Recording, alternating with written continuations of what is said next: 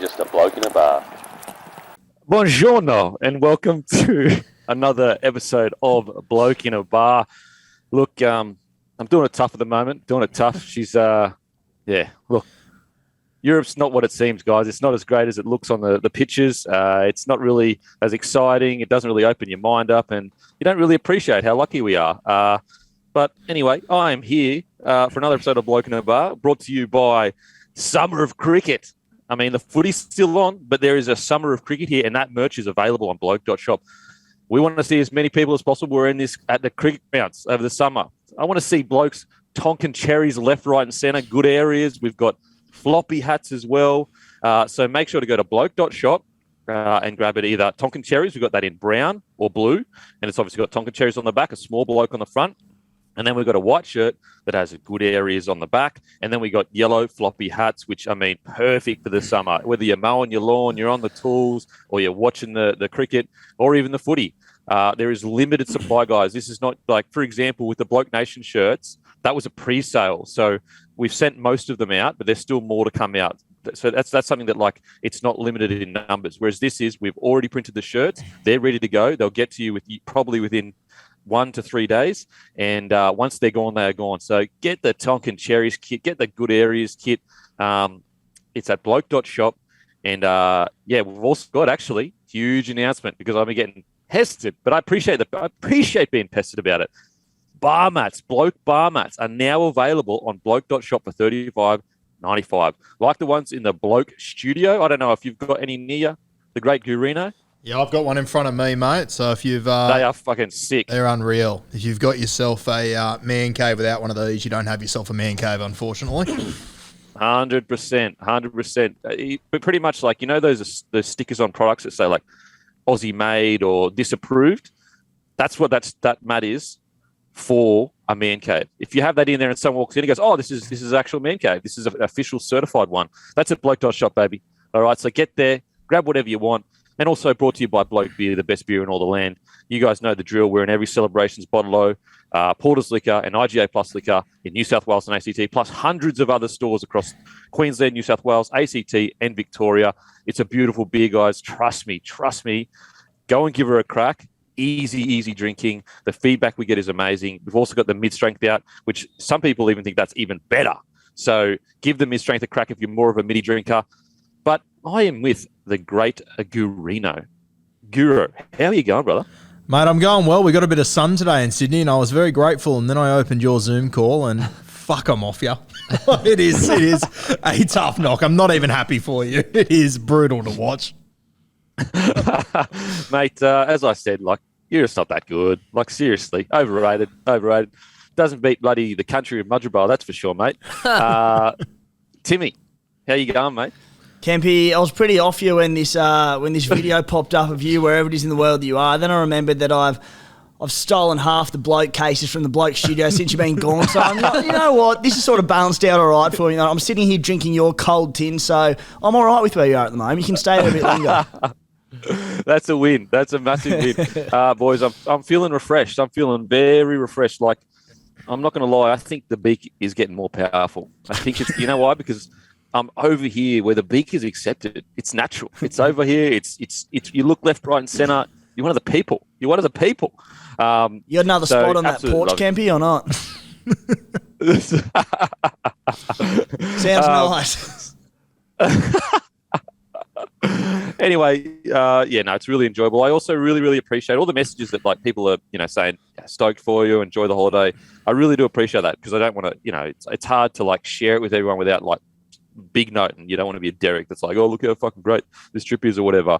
But I appreciate all the really kind messages. But let's get to the footy, baby. Let's get to the footy. Sorry, before I get to the footy, I just want to send my, on a serious note now, my most deepest condolences to Liam Hampson, his family and his friends. Absolutely devastating. I've met Liam. I'm not here to say that I'm, the best mate with him or whatever, but I had met him a couple of times, and a real gentle, kind of guy. Not, you meet a lot of people and they don't really leave an impression of what their personality is on you on a small amount of times. But Liam did for me personally.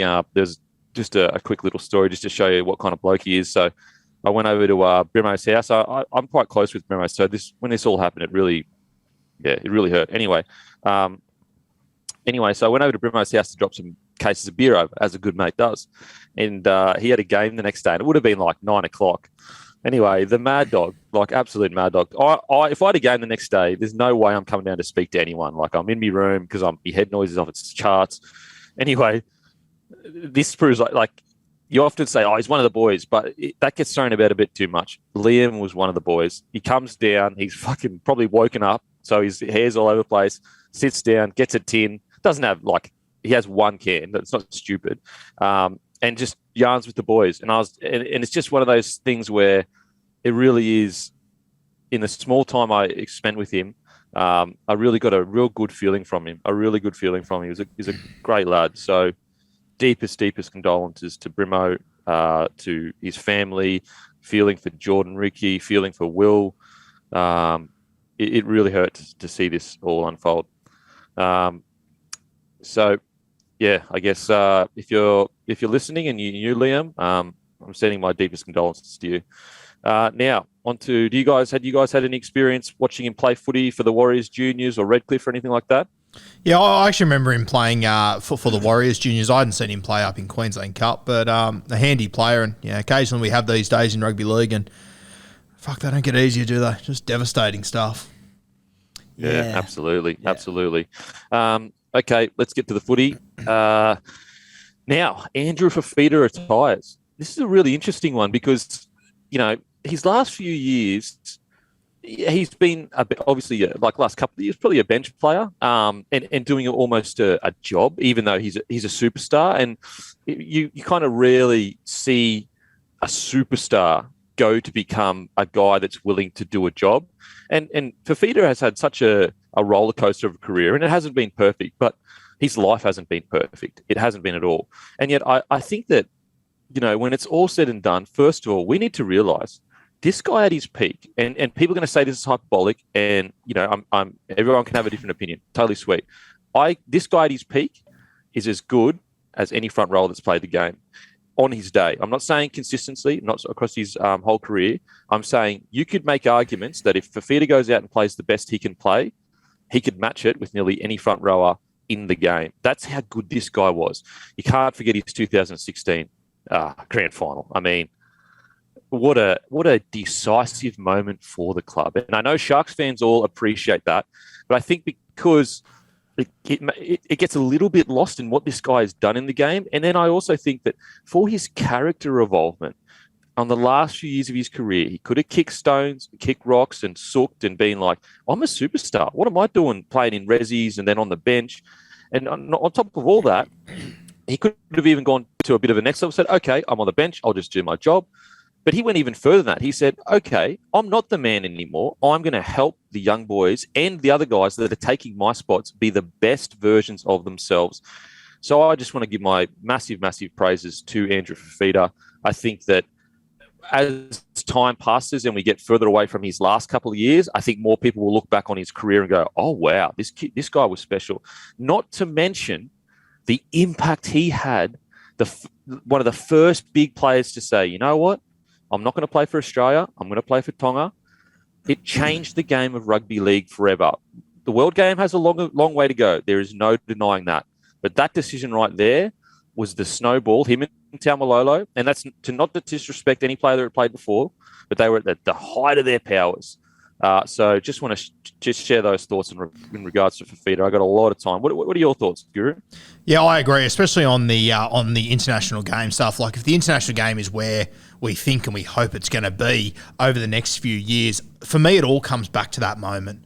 For a guy to walk out of a Kangaroos squad to go and represent Tonga, that was unheard of. Like you just, nothing like that had happened before, and it really did change the game of rugby league. As far as the Sharks go, like, in my mind, the Sharks, they're going to win more premierships in the future at some point, but they're only ever going to win that first one once. And he will forever, for me, be the face of that grand final. I posted a thing the other day on Instagram about that involved Michael Ennis, and Fifita commented on it within about 15 minutes and said, Michael Ennis won me a grand final. I felt like saying, No, you won that fucking grand final. They don't win that grand final if you weren't on the field. Yes, Mick threw you the ball. You were the one that won that grand final. And I personally, like, you go back and watch that game, just how close it was. And Melbourne played well in that game. Fifita was the difference. And there is no doubt about that whatsoever in my mind. And if he didn't leave the Tigers and go to the Cronulla, and go to the Cronulla Sharks, I don't think they've won a premiership. I really don't. I agree. And you know what's so kind of poetic about it is that Storm have the answer for everything except unbridled talent. Talent, you just cannot defend that. There's no systems that you can create. There's no video sessions that you can do. And Fifita had that. And that's what broke their back, which is crazy to think. Yeah, the two things for me that come to mind for Fifita are obviously the 2016 grand final. That it was a career-defining moment for Andrew Fifita, and there were, I won't go obviously into them because not the point of the conversation and reflecting on Andrew Fifita's career, but there are things that went on off field prior to that final series, a few political things that went into that game when it came to the Clive Churchill medal decision. And not just because I was a little bit bitter because I was on him for the Clive Churchill medal, but he was the best player in that grand final, and Clive Churchill medalists go down in folklore. And I don't think people will forget, you two clearly haven't forgot, that Andrew Fifita, with no disrespect to Luke Lewis, who was fantastic in that grand final, Andrew Fifita was the Clive Churchill, should have been the Clive Churchill medalist in that grand final. And for a few reasons it didn't eventuate, but I don't think people will forget what he did there. And then the second thing was just that, you know, you see a lot of great players fizzle out the back end of their careers. Happens in every sport, to every club, to every team, to most players. And Timmy, I fizzled out at the start of my career, bro. At least you had one, mate. Yeah, what was it like to have a start of a career? Andrew Fifita looked for a moment there a couple of years back that he might have fizzled out towards the end, and largely because of injuries and nothing too much else. Other than that, his body looked like it was giving way on him. And what he was able to do the last 2 years, in particular the season just been, was he just got himself up and going when people thought he was done and dusted, and he put together a tremendous final year of his NRL career. And I'm so grateful for that and happy for him, because he wasn't just on the bench playing a 25-minute role because what he'd done at that club in the past. He did it because he was an enormous impact for the Sharkies this year. And to go out, no one goes out on top in rugby league, I don't think, aside from a select few. He went out playing some really good rugby league. And I think as well, like, obviously we spend a lot of time on social media, so we probably notice it more than others. But, mate, just watching the Cronulla Sharks and all these young kids in this team that are, you know, they're Monday to Friday on social media. Fifita is always at the centre of everything. Like, he's been fantastic on the field, but I think off the field, he's played a huge role for this Sharks team, and I really do think they're going to miss him a lot. I mean, all the young guys that obviously came out and posted about him, it wasn't all about footy. It was about shit he says off the field, stuff he G's him up about his diet and all this sort of stuff. Like, he's obviously played an integral part on the field for the Sharkies, but I think the last few years, off the field, Monday to Friday, he's been unreal for them. Oh, and I totally agree, Guru, and I think that they should keep him around at the club to be able to be that connection between, you know, all young men, not all young men, a lot of young men struggle with certain things, especially in rugby league. You know, it's a tough game from a tough area, and Fifita's the perfect guy to go, you know what, bro, I made those mistakes. This is the direction you need to go. And he sometimes you need a person that you can relate to be able to listen to them. Whereas if, let's say, a guy that's never done anything wrong and he's telling you how to live your life, and you're like, mate, you've not been through what I've been through. How do you know how I feel? Whereas Fifita, I think, can really help some of those fringe court cases. I just wanted to also read you a quote. The great NRL Roast put this up, and I saw everyone sharing it. Now, this is, and the quote is from the Daily Telegraph. This is what he said. I need an osteotomy. I don't even know how to say it properly. Surgery on my left knee. That's when they actually cut the bone and add tissue to realign your bones. I need my left ankle surgically straightened. I need my right shoulder reconstruction. My nose bone is collapsing, so I need a nose reconstruction. So do I. I need my middle finger fused. A right elbow arthroscopy. Sorry about the terrible reading. And I've lost all my back teeth, so I need dental surgery and teeth implants. That's what he would need to do to play next year. And so, and look, we're all guilty of it when we go, this bloke, he can barely move, or this, that, or he had a bad game, or whatever. And you read that and you're like, that kind of makes a little bit of sense now, even though Fifita played really well at the end. But it's like, oh, okay, yeah, he had a bit going on. He was still ripping and tearing. So what I just to cap it all off, what I really like about the end to Fifita's career is I really felt he won back. He had that negative stuff as we were talking about, Timmy, that happened or whatever. But I think all this last few years was a real kind of not winning back because he's not trying to do that, but just getting a lot of, this guy is not just a natural gifted freak or whatever. He is tough. He is willing to go the extra mile. So congratulations to Fifita. Incredible career. Now, on to anything else, boys? Or Matty, did you have anything to do with him in the Origin camps? Because he was good in, was it 2014 Origin that he was incredible? Or there was one Origin where he tore us apart. Yes, I was actually going to bring this up. It was game 1, 2017, and unfortunately, it gets forgotten a little bit because that was the year that New South Wales won that game up in Suncorp. How good. Then in game 2, we're up 16-6 at half time, and then just choked. Dane Gagai scored a double, and then Cam Munster debuts. Oh, yeah, baby. Cam Munster's debuts in game 3. But anyway, aside from the result, Andrew Fifita in that first Origin game, for a front rower to go up to Suncorp, I think he scored, he set up a try. He did absolutely everything. I reckon it was the best performance of his career. Like, obviously, the 2016, that was his moment. But as for a game... Suncorp Stadium. It's one of the greatest individual performances of all time. Club, state, country, in my books. It was unbelievable. So, yeah, Andrew Fifita had so many good moments in his career, and he was, that's how he should remember. That's how he should be remembered for that 2016 grand final and for that 2017 Origin performance, because it was crazy. How about New South Wales choking and Dane Gagai scoring 2 tries? You've narrowed it down to about 15 games for me. Fucking doesn't help at all. I remember the feeling as a Queenslander, and I think like the feeling coming out of the camp. Now, obviously, Queensland notoriously maybe I'm being biased here, but they don't really talk that much in regards. It's usually like the feeling of this or that, and the feeling was basically we are gonna dominate because we'd been so dominated by Fifita at Suncorp, it was like insulting to us. That was the feeling coming out of Queensland. To make to have that emotional reaction on such one player, on such a well-oiled machine, is almost the highest form of flattery. Think about how many years Queensland have almost been clinically cold, emotionless in what they do all around the park. And it sounds crazy because you're like, they're full of passion, but when you watch them play, they're so clinical. So for Fifita to do that, incredible. But anyway, now on to the next topic. The most organic man in all the land. He only eats organic. Matter of fact, I've heard there's a bit of chat. I've got connections in the Australian camp. I know a few of the boys. A bit of chat is there's some dramas because there's no organic food over there. So Angus Crichton has re-signed with the Roosters. Look, I can't confirm or deny. There may be a third-party deal with an organic company. They've also signed Jackson, is it Paulo or Paulo? Anyway, and Jake Turpin. But let's talk about Angus Crichton. Is this the longest, strangest, most bizarre, but also such a testament to the loyalty and relationship that they have we've ever seen? Can I start here? Sorry?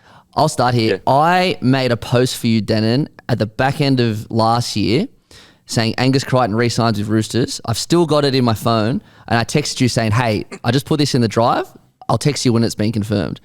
And it took over a year for it to be confirmed. We changed our post format about 16 times. He lost a finger in that time. He was wearing forever. He was wearing an Eastern Suburbs jersey in that photo. Yeah, it was. Hey, that's what you get here at Bloke in a Bar. We wait 16 months to confirm shit. That's how good we do it here, baby. You know what's crazy is I did a podcast with him. It might even be nearly 2 years ago now, boys. I can't you can go check it out. Bloke in a Bar YouTube. Yeah, started 2020. Yeah, make sure to subscribe. Started 2021. Started 2020. He told me the deal was done then. He was like, yeah, nah, all good. Wow. He was like, yeah, nah. It's like, oh, yeah, nah, it's he was like, I was like, oh, so what are you going to extend or re-sign? And this might have been before his other deal. I don't know. But anyway, he was like, nah, it's all good. Spoken to Nick and we'll work it out. Like there's no stress. Think about that. That's 2 unless I'm being incorrect and he signed a deal in between those times. But if not, that's 2 years of uncertainty, as in uncertainty to us. But what a relationship. And I mean, the Roosters, like, I don't know the full story or whatever, but I really believe that something like that, the Roosters, I'm sure they will appreciate it, but I really hope they appreciate that, because we're talking about the game's most consistent back rower. Like, he's the game's most consistent back rower along a period of time, playing at the highest quality. We've seen how good he's been at the World Cup. For him to be like, I don't have a contract, but I'm going to trust you. I'm going to trust you. I'm going to trust you. I think that's incredible. Thoughts, Guru? Yeah, especially like when you look over the last 2 years, it's been I personally think he's the best back rower in rugby league over the last 2 years. I think he's been incredible. And you also consider that Trent Robinson's played him as a middle forward, a stack. There's been a lot of times where I think he's been playing out of position. He's been without a contract, but the Roosters being the Roosters and them being the organisation that they are, they were not worried in the slightest, and nor was Angus. There's not many places that would happen. Oh, 2 years? Holy, like 2 years you wouldn't get cold feet and say, oh, I need to go to the market, and he wouldn't be getting paid what he's worth. There's no way. And it's also There's it's 2 years that the Roosters sat there going, we know there's a World Cup coming. We know that the Wallabies could throw an absolute arm and a leg at this guy. We'll be fine. It'll be okay. Yeah. We'll still get our guy. And he would kill it in Union. 100%. If you go and watch his younger highlights, holy shit, he's a beast. Timmy, speak to me. What are you feeling, baby? Oh, mate, where do I start on this one? There's a bit on Angus Crichton. It goes so far back to me, more than just Angus Crichton re-signing with the Roosters, and it's what Guru touched on before with the Rugby World Cup next year, I believe it is, and you boys will be able to relate to me, and over the last 20, 30 years since rugby union became professional, there's been ebbs and flows in when league's been bigger and when rugby union's been bigger. And I know probably during the early to mid-2000s, rugby union probably, it was around the 03 World Cup, hosted in Australia, Wallabies were in the final, and players were leaving rugby league to go to union. There was more money on offer. It made sense. And that's what I was sort of become accustomed to growing up, all these great rugby league players going over to rugby union, and it was the norm. And nowadays, the tide is turning and rugby league is having so much success. Rugby union, and I've got nothing against rugby union at all. I've played plenty of it myself along with league, and I just am a rugby league purist and love to see rugby league succeed. Rugby league is doing really well, rugby union not as well at the moment, and guys like Angus Crichton, Kalen Ponga, Joseph Suoli'i, guys where they had a union background or they played a bit of union at school in wherever they went to school in year 11 and 12, and there's all these just murmurs of, World Cup coming up, are they going to leave for that? And I've never seen more players stay in the game and not convert to rugby union, and Angus Crichton is the latest one who I thought the writing was on the wall, he's going to end up in union for the World Cup, and we've held on to him, and I'm so happy about it. Oh, and you're totally right. And for a 2-year deal, it wasn't like they held on with a massive 5-year deal and, okay, it's worth it then. It's a 2-year deal. It's amazing stuff. And so well done to the Roosters. Now on to Paulo and Turpin. Look, I know Jackson struggled a bit at the end of the Rabbitohs, but, and me and Guru, and yourself, I think yourself, Timmy, but me and Guru, especially at the start of the year, we were of the mind that Jackson probably wasn't ready to play centre in first grade, and we were pushed back quite a bit on the fact that he was getting selected. So this isn't coming from, just be positive about everything. But, guys, Jackson is young. He still can be a fantastic outside back. So, because I've seen a lot of people go, why are we signing this kid or whatever? It's like, we're talking about an extremely athletic, big player that when Wayne Bennett was at the club, played really well. I think this is a fantastic signing by the Roosters. And I think it's good for the Rabbitohs too, because there clearly must have been something wasn't working there. Something wasn't working there. And I think this is a good signing. I really do. Thoughts, boys? Yeah, I think it'll be interesting. I think he plays his best footy when he's playing on the right wing now. You've got Suoli'i in the team. I wonder if potentially this could be the opportunity to move Suoli'i over to left centre. Because me and Matty were talking about this the other day. The other thing is when you're playing right wing for the Roosters, and Kempy, you've spoken about this a heap, and I started to notice it more and more at the back end of the season. Joey Manu plays right centre, but he's roaming everywhere, and you want Joey Manu doing that. But it means that they play very little attacking footy down that right edge. I think a lot of the times in the red zone, Suoli'i is wasted out on that edge because you've got Joey Manu floating in the middle, which you want. I mean, you look at the back end of this season, Drew Hutchinson was playing left centre for them. Love Hutcho, great player, not a left centre. Let's be honest here. If they're going to win a comp next year, they're going to need a strike left centre. I think the move of Suaalii over to that side, and then maybe Jackson Paulo, if they can get the best out of him on the right edge, I don't mind it. Yeah, I think the key point, and you said it, was if they get the best out of Paulo. Yeah. And so it's kind of like if you can just get Paulo in a preseason, work on his catching, his nerves, his all of that kind of stuff, and you say, mate, your only job is we don't need you to be a crazy finisher. We have all the strike power in the world. Your only job is to be a hit up merchant and really safe under the high ball. If you can just nail those two things, like honestly, the most simple things in rugby league, especially like Paulo is not a small boy. He's a pretty big fella, so he can take the contact, and he's proven that.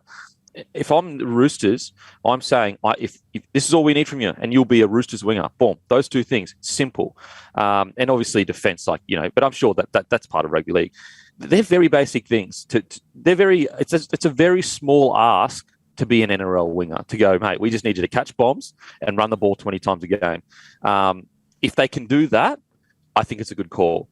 Right now, Jackson Paulo as a player, I don't think it's safe enough to put him on the wing because Suaalii offers so much. But I agree. I agree with your point. If they get the best out of him, it could be absolutely fantastic. Because you're right, they haven't seemed to settle on that left centre position. Yeah, they chopped and changed. I mean, Paul Momorowski seemed to be the guy, but then he started to struggle defensively. And then Kevin Nangama came in for a little bit. But, I mean, he's about 33, 34 now. Drew Hutchinson obviously is a utility, a six, really. So if they can get all specialist outside backs, that looks really, really good for them. And so that's why I think it's a really shrewd signing. Timmy, what do you reckon? Yeah, if I know anything about the Roosters, as far as that left centre issue they're having, they'll sign Val Holmes by the time the season starts around, and that won't be an issue for them anymore. But in the event that the Roosters don't sign him, there's not a winger holidaying in Europe that might be set for a call up, is there? Yeah, well, he could. Give me a call, Trent. Give me a call, mate. I was actually just salivating over when Guru sort of said the left edge, if he did shift over, of having Kirill Walker there, Angus Crichton, Suaalii, Daniel Tupou and James Tedesco sweeping out the back. Holy dooly. With Joey Manu, who'd just find a way to be over there as well. I'm a bit with you, Kemp, here, and I know I was only a thought Guru, so not being critical, but Suaalii offers so much more on the wing than I just... So funny. Centre used to be a far more important role in rugby league than winger, but the tides are turning. Like, winger is, you're almost wasting a gun winger by putting him at centre for a big reason because of their yardage, and I'll talk about some of that a bit later on. But yeah, look, a solid signing. I'm on the fence with him still a little bit. The talent is there. We've seen the upside to him. He has speed, he has strength, he has natural ability, a lot of decision-making issues, a few errors in his game. But as you said, Kempy, he's young. Like, give the kid time, all right? So we've seen his upside. He's in a great environment. He has been in a great environment the last couple of years. He now goes to Trent Robinson, who'll get the best out of him and teach him the art of playing in the outside backs in rugby league. So, yeah, really solid signing. Yeah, I totally agree. Like, don't write the kid off. We're not saying he's going to become the next bloody... whatever, but it's so young. We write people off so quickly in rugby league, and that's part of the fun. It's all a bit of, we're just chatting footy. So yeah, look, I think it's good. No, like, I think both sides of the argument, in defense of, Guru's thought, the Roosters have a knack of making players pretty bloody good. And so you take a young boy with a lot of talent, keen to get involved.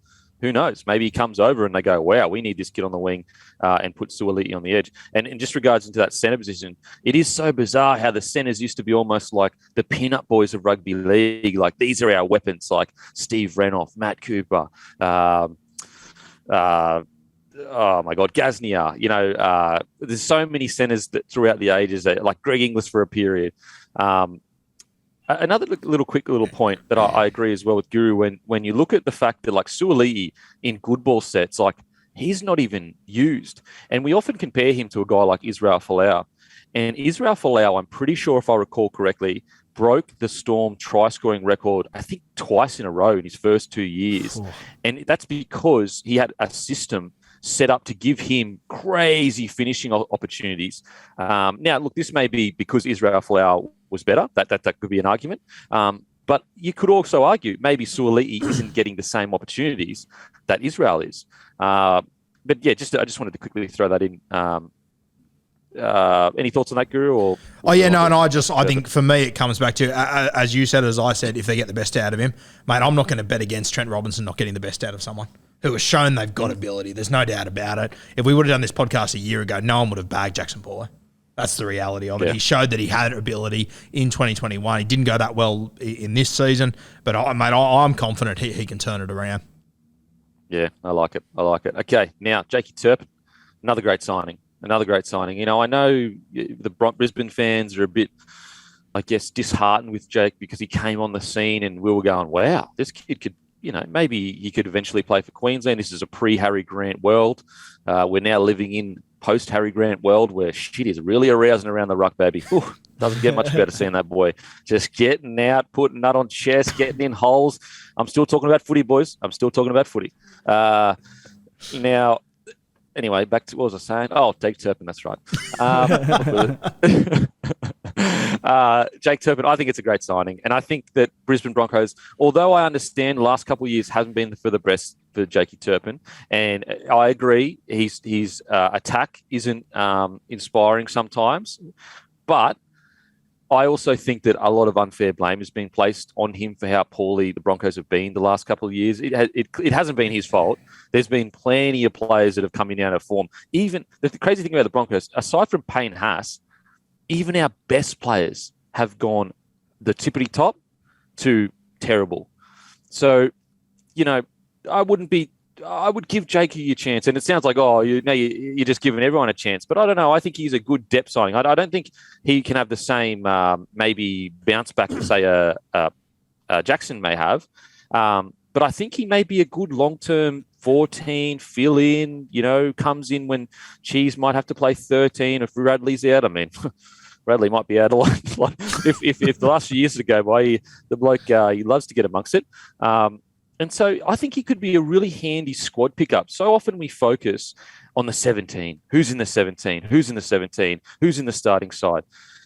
Premierships are won by squads of top 30 or top 35s. That's what premierships are won by. Look at the Melbourne Storm. Yes, they had the most amount of injuries, but unfortunately, we saw the first time ever, and look, they still came bloody fifth, but the first time ever where their 35 just didn't have the strength it had in previous years. And so I think this is a great depth signing. Thoughts, boys? Yeah, no, I agree, mate. I think Turpin his last few years have been a little bit up and down. I don't think it's all been his fault, as you said, Kempy. But yeah, for me, I think it's great to have him in this squad. I'm not sure if he's going to be in the 17. I don't think he will be, but I mean, I think there'll be times throughout the year where they will have to call on him. There could be, you know, if Connor Watson's injured or something, I'd be shifting Jake Turpin straight into the 14 jersey. I think Brandon Smith's going to be the starting 9. Respectfully, I don't think Brandon Smith is going to be an 80-minute hooker, and I don't want him to be an 80-minute hooker, to be perfectly honest with you. I want to have a 14. Impossible. Yeah, so I want to have Connor Watson. If you can't have Watson, to have Jake Turpin. I mean, we think back to 2019 when they won the grand final. They had an 80-minute hooker in Jake Frenny, was sensational. He got injured. They were able to turn to a Sam Verrills, who scored the first try in that grand final. Do you remember that one? Canberra? Yeah. You recall it? Yeah. Straight over, mate. So it was worth having. Canberra? Yeah. The rookie 9, a beautiful moment. So the rookie 9 comes on. Jakey Friend's on the bench, and he has this incredible life-changing moment by scoring a try in a grand final. I think that's what happened. That's the one. Against Canberra, right? I've worked out that if I don't speak and Guru talks, the camera's on him. Just saw Maddie do the dirty little camera switch to me while that was going on. The only thing I remember from that game was that Jack White won the Clive Churchill medal. Can't remember the result or what happened halfway down. Maddie, the dirty old dog over there. but a classic situation where it's worth having a second hooker in your squad to be able to have a guy to bring in. And Turpin, if he was to come in at some point, you know he'd do a job for the Roosters. Once again, he's coming in under Trent Robinson. I think he's going to improve out of sight at the Chooks as well. So I like the signing, mate. I think it's a belter of a signing, Jake Turpin. I love it. I think, you know, he probably said he might not, probably doesn't crack their starting 17. So they would have got him on not a lot of money. There was very little between Billy Walters, Corey Paxson and Turpin this season for a starting or even bench 9 role for Brisbane, but he was probably my pick of them. And Brisbane fans, I know, will probably say it differently, and he didn't have a terrific year, but it was very interrupted by injuries. And the difference is, at the Broncos, he was sitting there going into a spine that had, they kept chopping and changing fullbacks between Tessie New and Tamare Martin, and their 5'8's chopped and changed all season. The only sort of solid player there who was there the whole time was Adam Reynolds, who traditionally was more of an organising, get your team around the park style of halfback. So there was probably a bit more pressure on your 9 to create, which Turpin can do, but probably not what he's more known for. He goes into a Roosters outfit, and like you bloke said, can slot in like a Sam Verrills there, where he doesn't have to be the creator. His spine is James Tedesco, Luke Keary, Sam Walker. There are points everywhere. They don't need him to run the ball. If he comes in and has to deputise for Brandon Smith for 20 or 30 minutes, or if he's injured for even 80 minutes in games, he just has to distribute, give good service, know when to pass, know when to run. I think he'll slot in really well. And as I said, for getting him for, I assume, probably pretty little money, I think he's a great signing. Especially when you consider the money they would have played for Turpin, or the money they would have had to have paid to keep Sam Verrills at the club. Exactly. It's a bargain, realistically. Yeah, it's a great point, Timmy, because when you think about it, you almost don't want him to run it. It's like, bruh, we've got so much firepower. We got Joey Manu, we got, the list is about 20 players long, and there's only 17 on the field, which is really part of the Roosters' way. Anyway, so yeah, that's a great point, Timmy. He really will be just service, give us high quality service and make your tackles. Now on to Tyron Peachey and Charlie Staines. They do a swap deal. Tyron Peachey and Charlie Staines. This, I want to be honest, and this is respectfully to everyone. I don't really like this deal. I don't like it for Charlie. I think he should have waited maybe another year and try to get to a club that, maybe. The Tigers are on the up. There's no denying. But as a winger, that's not a big boy that can just get through you. Like he's really improved his game for sure. I feel like the pressure from Taylor May took his game to another level this year, and I think that he went from a pure finisher to I've got to take 15 to 16 hit ups a game and make 150 meters. But the concern I have is that if you're not Mamalo or a To'o or even a Taylor May, and Charlie Staines, look, anything is possible. But in reality, his body is designed to be a freakish, great finisher. Very fast, good footwork, and can finish. And the concern I have, for example, look at, they loaned him out, but Nofaluma. Look at him. He's been their best winger that they've had pretty much in their whole club. What kind of winger is he? Yeah, he's a great finisher, but he fucking takes 20 million hit-ups and has 20 million tackle breaks a game. And that's because he has to create his own stuff because they're struggling. And so I wish Charlie Staines the best. I hope he goes and absolutely kills it. But I actually don't like it, if I'm being honest. And it's not a knock on Charlie. It's more saying, mate, I think you can actually maybe find an opportunity that would suit you a little bit better. What do you reckon, Guru? Yeah, I agree, mate. And I think when he burst on the scene, what was it, his debut? He scored 5 tries or something. And I think everyone got very hyped on what were they calling him? The Forbes Ferrari, I think it was. Everyone got very hyped on him, and he was great, but he wasn't doing any work out of his own end. I had a lot of issues in his game. Then this year, as you said, the pressure from Taylor May, and I reckon also the pressure of knowing that Taruva was in reserve grade, waiting to come up as well, I think that pushed him to a new level. And as soon as I was really impressed with Charlie Staines, respectfully, I can't believe he's gone to the Tigers. Just as he's at a team where he is a very successful team and he's playing great footy. I agree with you, Kempy. I think if he would have been patient for another year and taken an opportunity when he could in first grade, I think he definitely could have got a contract elsewhere. I'm very surprised. Timmy? Yeah, another one I'm a little torn on at the moment because I can see it panning out a lot of different ways, and Staines would have had to consider so much before this deal because he's going from being a reserve NRL player to, you would think, a starting NRL player. Now, that alone is like, it's a big thing to turn down, isn't it? If Taylor May or Brian To'o don't get injured next season, I should say, then you throw in Taruva as well, who potentially could come into the mix for a wing spot next season. He might not play games of NRL next year, as opposed to at the Tigers where he could play 25 games of NRL in a Tigers side that, yes, they were poor this year, but there's a bit of promise there next season. I can see why he's done it. I see what you boys are saying. If he gave it another year or a bit more time, there might have been bigger options to come up. Only time will tell how it's going to pan out. As for the Tigers, my concern is that I don't mind in the sense they've gotten rid of Peachey, who, for whatever reason, I don't care, they didn't want to play him anyway, so they're getting, at very worst, some depth in the outside backs, but just size in their back three. They now have Mamalo, who's a good meter eater out of the back end of the field, Laurie, who's okay, but not a big body, and then Staines, who, he made some decent meters this season, but who wouldn't make meters in the back behind that Panthers side. So are they going to be a bit light on out the back if that's their back three? Big, interesting watch ahead. Yeah, the only reason I say it is because I made this mistake. I was at the Broncos. So basically I re-signed on massive unders. Wayne Bennett promised me to start on the wing. I didn't start on the wing. Then someone got injured, got put on the wing, started playing first grade, played about 3 to 4 games, got identified quickly by the Warriors. And just as I started to really find my feet, I'd already agreed to terms verbally via my manager. And so, I still could have pulled out of the deal because I'd never signed anything and I'd never even said to their face, yep, we're doing it, no handshake or whatever, but because it was my word or whatever. And it was all around the fact that, now look, the Warriors at that time were in a very different space to where the Tigers are. The Warriors, I think they made the finals the year before. They were looking red hot. So granted, I had that in my favour, but that will go down as, in regards to rugby league, as in my career or whatever, a lot of people say that was a big mistake, and that's for the Warriors too. They could say it's a big mistake for the Warriors to assign me. And so that's why that's my personal bias with Staines saying you could argue that we were a similar kind of player. We're a very fast, good finisher that are never going to be a big meter eater, unless, maybe he will be. I don't know. And so that's why I go, oh, man, maybe I see myself in him a little bit where I go, even though it's a little bit different because by the end of the season, the Broncos, I was the best winger at the club.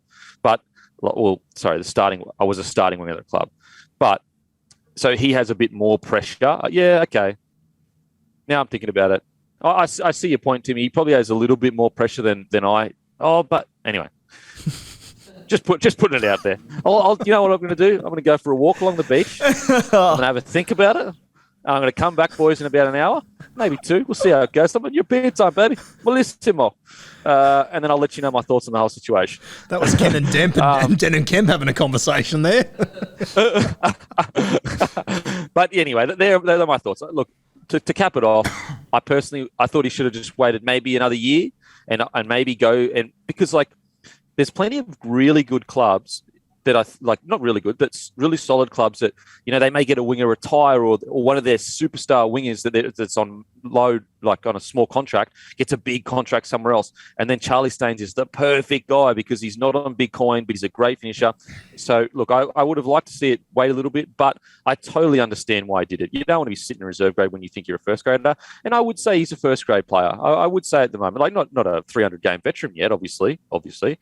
But I would say he has the skill set and has proven he can mix it in first grade. So I can understand where he's coming from. Yeah. Now, Tyrone Peachey to the Panthers. Congratulations to Tyrone and the Tigers weren't using him anyway. But look, bit of depth, I guess, coming off the bench maybe as a 14. What are you boys? But look, they got Sonny Luke, they got Mitch Kenny. Is he more of a depth signing, you think? I think so. I can't fit him in my 17 at the moment. You've obviously the other role he could play is sort of that 17 jersey, but I think Salmon's done such a good job there that I don't think that they'll be moving him. So I've had a lot of people say to me that he'll walk into the team. I personally don't think he will. I don't think there's a chance he's in the 17 for round 1. We're talking we're talking the back-to-back premiers. The Tigers weren't playing him. Yeah, 100%. And that may not have been his fault, but come on. But it also, when the Tigers weren't playing him, I wasn't sitting there going, oh, why aren't they playing him? I understood it. He hasn't played great footy this year. I mean, we still don't know what position Tyrone Peachey plays realistically, which is unbelievable that he's got this far through his career and no club has been able to settle on a position for him. And dare I say, I think if you do see him at Penrith, it's going to be the same situation. He's going to be a Band-Aid spot in wherever they need. And I think he'll probably do a good job of it if they can get him back to his best. But the Tyrone Peachey we've seen the last few years and what we know he can do, there's a decent gap between at the moment, unfortunately. Timmy? Yeah, another one that I don't mind. I think both clubs and I think both players have got good deals out of this. Realistically, he probably doesn't play around one in the 17 unless he has a massive off-season and kills in the trials. But at the end of the day, this is a bloke who's played State of Origin not that long ago. He offers that Penrith style of play in being they love having versatile, like utilities on the bench that can cover numerous positions. He can be that ball-playing lock if Isaiah Yeo's injured or if needed to be or for a certain amount of time. He's got a good passing game on him. As you said, Guru, it's been a long time since we've seen, a top echelon NRL quality footballer out of Tyrone Peachey, but Ivan clearly believes that he can get somewhere near that out of Tyrone Peachey. And if he can get, again, I always think of money in these deals and think, why this signing? But he'd be on bugger all money there. If you can get him back to any remnant of what he's been in the past, even half of that, I think he can serve a fair purpose for them off the bench. Yeah, to be clear, this is great for Tyrone. This Peachey, this is fucking heaven. You might win a premiership in the last 2 years of your career. Like, is anyone honestly sitting here saying that Penrith aren't favourites to win the comp next year? Like, No. They at the moment, and this bloke has just walked into the squad. It is going to be interesting though, because you talk about money, and you're right, Timmy. Absolutely, money is important, and how much did you get him for, and what can he offer, and if you can get him to his best. But there's another kind of factor that I know you guys think about it, but maybe just the casual fan, it's squad positions, and you can only have a certain amount of squad positions. And I wonder, a very hard balancing act, maybe losing a younger guy that can't get that spot because he's not in the top 25 or the top 30, and saying, oh, sorry, mate, we can only pay you this amount of wage. Because basically the way it works is you've got your top 25, and then you've got your basically your salary cap. Then you've got another cap for 25 to I think it's 32 or whatever. Now, this may have changed over the last few years, but that's the broad gist of it. And sometimes a lot of your young guns that could squeeze into that 25 to 32 positions, when you lose one of that, because I don't think he'd be in their top. He's not. I would be very confident to say Tyrone Peachey did not sign on a top 25 contract. I think he'd be in the top 30. Because when you think about that top 25 squad, think about how hectic it is. Anyway, so I wonder, who got squeezed out of that, or did they manage to, because they're such a strong club, say, we've got you outside of the top 35, but you're still training with the first grade squad, and we've got you on 30 grand a year or whatever. So that's the balancing act between bang for buck and losing a top squad spot for a young guy that could be anything, as Guru hates to say. I haven't heard that in a while. That was refreshing. I mean, talk about kettle black. I say it probably just as much. So yeah, any final? What are your thoughts on that, Timmy? Just with the little pushback on the value thing. Yeah, for sure, mate. I see where you're coming from, and I'm looking at the positives in the switch for probably more the players, but the squads as such. It's a really one that I just think time will tell. I think there's upside for both players, for both squads, so I still like it. Yeah, it's the thing is it all hinges on if we get even 80% of peak Tyrone. It could be literally. This is going to sound hyperbolic. It literally could be the signing of the year. Because when you think about it, you go, they got him on absolute minimum, and if he comes out and plays as good as Tyrone can play, you're going, we got one of the game's biggest game breakers, because he was one of the game's biggest game breakers. When Anthony Griffin was coaching the Panthers, the amount of times he won them games purely off absolute, there was nothing on. If you can get that for minimum plus all the experience, then it's one of the great signings. I don't even think hyperbolic, Kempy. I think it's being ambitious, but it really could be 80%, and it could be the signing of the year. I know that Timmy thinks I'm trying to G him up, but there was a game against Canberra. Was that in Goulburn, was it? I think it was something. He scored 2 tries in the last 3 minutes or something to win that game out of nowhere for Penrith. It was against Canberra, wasn't it? Oh, fair chance. I'm pretty sure it was, yeah. And he just, out of absolutely nothing, playing centre, but just roaming around through the middle. I know he's got things that you can't coach, Peach. And as we keep saying, if they do get the absolute best out of him, it could be a cracker. I do remember the game. I feel like it was Canberra Stadium. Let me do some research. Yeah, but he's just got something. Yeah.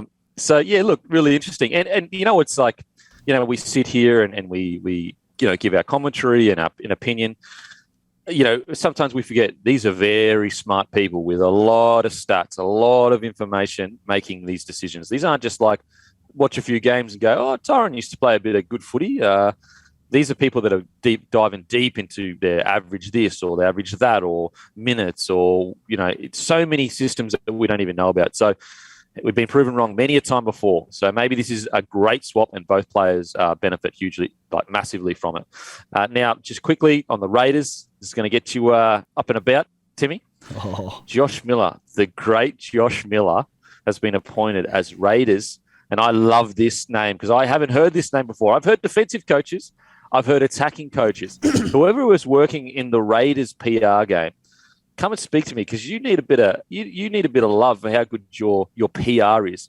The name of his role is contact coach. If that doesn't scream aggressive dominance, arousal, I'm not here. If anyone remembers Josh Miller, they'll remember arguably he is one of the toughest players I ever played with. Seriously, what a great pickup! What a great pickup! They now have Michael Maguire, Ricky Stewart, and Josh Miller as their contact coach. And apologies if there's other staff that I haven't mentioned. Two things. If you're a young player going there, you want to be ready mentally. Ricky Stewart, Maguire, Joshy Miller, these are some of the hardest men in rugby league. But if they can get a squad that can react the correct way to these just absolute tough men, we're talking about old school, gritty, aggressive, dominant Raiders where you go down to Canberra, it's cold as shit, you run out and you're usually running out and you're looking all mad, you're fit as anything, you're fucking strutting in Canberra, you're around, you got a tracksuit on because it's so cold and you're just going, just get me out of here. And then you take your first hit up, you're like, oh, I'm still cold. If you got to deal with that with a squad that has those three blokes in it, fucking turn her up, baby. Timmy, what do you think? Yeah, I've heard a bit of talk down there since Joshy Miller signed on, the hardest bloke to ever play rugby league. If there are any corners cut, any protocols broken, you're doing it in California and you don't get both feet over the line, you're doing Malcolms and you don't drop your chest that hits the grass. At the end of the session, you have to run at Josh Miller for an hour straight. Just hit up after hit up after hit up. Put it this way, the Raiders boys won't be cutting corners next year, so you look... Oh, geez, we're going to be hard come round one, aren't we? Oh man, it's such. I absolutely love it, especially with the Maguire signing. Just a quick little story, Timmy, you might enjoy. So I was coming through the ranks, and at the time I didn't realise I was being tested. Didn't realise it. Anyway, we'd done a full preseason. This is 06, I'm pretty sure. So I hadn't played NRL yet. 06, we won the comp, obviously. I was a part of the squad, but I helped Pat. Anyway, so we've done a preseason, and I am so green to rugby league, just working on pure, I don't know, just whatever. We get through the whole session. It's a long, arduous session. We're all walking off, and we're starting. Yeah, boys, got the beers on now. It's a Saturday or whatever. We're finished for the week. Then I hear this. Hey, Dylan. It's Wayne. I'm like, hey mate, yep. He's like, come here. I'm like, yeah, sweet, run over. He's like, I need to do some tackling with Webkey. I was like, sorry? He was like, oh, Webkey needs someone to tackle. And I was like, oh, okay. Yeah, sweet. And so it was in a 10-meter drill. So, it's basically a 10-meter space where he has to tackle me. Anyway, so I've got to put on my pants. Let's put on my pants. I'm going, oh, God, Shane Webkey, holy heckers. So we walk past each other as I'm going to the other end and he's walking to me. As he walks past me, he goes, mate, if you fucking step, I'll kill you. And I was like, because before that I was going, this is a piece of work. I mean, you'll kill me if I don't step, mate. What do I do? And so I was going because it was a 10-meter drill. I was like, this is my bread and butter. This is what I do. This is great for me. I'm just going to step this forward and it'll be sweet. And he knew that, obviously. And there I proceeded to get absolutely pounded into the core of the earth by Shane Webkey. And it made me realize I was not a man yet. I was just a young boy finding my way in the world. Sorry for the tangent, boys. Apologies if that was a shit story, but let's get back to it. Guru, thoughts on the Raiders, Joshy Miller? I like it, mate. And I was thinking earlier today, can you imagine after a Canberra Raiders loss, dealing with Miller, Michael Maguire, they'll be begging for Ricky Noble before they know it, I reckon. It's one hell of a trio. I'd be petrified going in at half-time after a poor half. Alan Tongue and Sean Fensom still poking around the capital as well. They might get them in for a few sessions and then they own strife. It's one hell of a trio. Like, as you said, like, I just think their standards are going to be through the roof, without a doubt. And, obviously Madge, he's copped a fair whack over the years and stuff, but I think whenever I go and have a look at, social media and whatnot, the Kiwis seem to be having the time of their life with Madge at the moment. He seems to have a really good squad there, and I've heard a lot of good things coming out of that Kiwi squad as well. So I think the assistant role for Madge will be fantastic, and getting Miller in anywhere. What was it, the contact coach? The contact coach. That's like when Brad Fittler retired and Ricky Stewart was the coach of the Roosters and they made Freddie the kicking coach. You got Ricky Stewart as the coach. Do you need a kicking coach? Are you for real? Oh, mate, but I love the specific nature of it. Not defensive coach. No, he's not there to help defense. He's there to help people make large contact with other human beings. And if you go and watch his highlights, that's exactly what he did. And also, just on a personal note, I know Joshy Miller really, really well. He's an absolute legend of the bloke. Do not let the scary exterior fool you in the sense of that he's some kind of maniac bloke off the field. He is one of the most nicest, loyal, honest blokes you will ever meet in your life. And I tell you what, if you're having a good old Larry Emder, Joshy Miller's the number one call. If you want to have a few fucking beers and just get really, really into your work, Joshy Miller's the man you call. He is unbelievable on the beers. So now, look, I have to be honest though. There are some potential negatives with this entire coaching staff. Now, I'm sure they're going to balance this out. And again, this is not the whole coaching staff. And I apologize if there are people in the staff that aren't aware of. But I do believe in the current generation of player, you do need to have some softening forces in a coaching staff. Back in the day, this coaching staff would have been fucking perfect. You could have just said, boom, going to be sweet. People have changed. Young men have changed. Young people have changed. There's a different way to communicate. And that's not me sitting there going, they're so this or they're so soft or whatever. No, people, everything changes. Everything changes. So that's one thing that I would be conscious of if I was a part of the coaching staff at the Raiders. And look, who am I to give anyone fucking an opinion on coaching? I'm a fucking nobody compared to these guys. Just my thoughts on the situation. I do think they need a little softening touch to help the younger guys that may be still trying to become men. Because sometimes that transition, you lose some guys that just needed a softer hand to get them to where they needed to be. Thoughts on that little, opinion, Guru? Yeah, I don't disagree with you, mate. I think it obviously is a pretty delicate balance that I think it's been pretty evident in Canberra over the last few years too, that balance is important. We've seen a lot of things go wrong on and off the field that potentially haven't been handled overly well. So I agree with you, mate. That will be a huge test for them. And it is, the game is just so different to what it's ever been off the field as far as coaching and your relationships with players and everything. So, mate, I completely agree. It will be a massive challenge for them. Timmy, what do you know more about? You probably know more about the coaching staff. Is that a concern for you at all, or do you reckon, they know what they're doing? Well, mate, you look at hard-nosed. You've got Ricky Stewart, who's one of the most hard-nosed coaches in the NRL. Michael Maguire, who has a reputation for being hard-nosed as well. Now, imagine his consultancy role. I don't think it's going to be, and I may be wrong, but I think it's going to be a super hands-on sort of role week in, week out. He'll be a consultant to Ricky Stewart and help out around the club, but you've got a lot of tough units around that. And as you said, Kempy, it's such a fine line, isn't it, these days? And it'd be hard yards being an NRL coach, particularly someone like Ricky Stewart, an ex-player who came up during such a tough era of rugby league where, blokes getting slapped on the face by Tommy Raudonikis before they go out into battle, and anyone who was the slightest bit soft just get thrown out the back door. To have to, and it's the sign of a good coach these days, having that experience in the game, but being able to adjust to the modern day game and treat some of the softer players, call a spade, without pissing them off too much. So, look, Ricky's been in the game a long time. As you said, Josh Miller is tough as nails, but he's also one of the nicest blokes in the game. So he'll come in, the current crop of players, they'll appreciate that. He's not the kind of bloke that's going to get them offside, but he's the kind of bloke that the players will respect. So I think he's a wonderful signing, and I think this coaching staff can gel nicely. It could be the making of Hudson Young, just quietly. He's the one that I look at and go, he's going to love this. He is going to eat this stuff.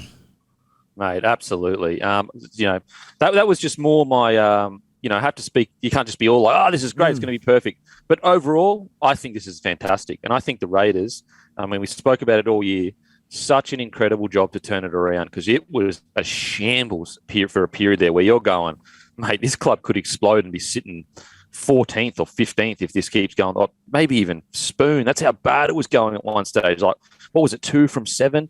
All this shit coming out of the club.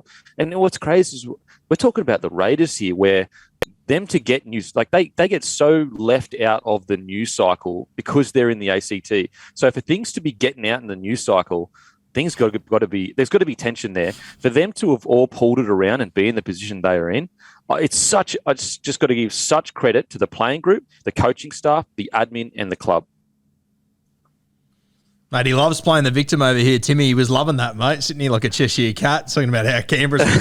Very nice little turnaround there, boys. Good save. Okay, now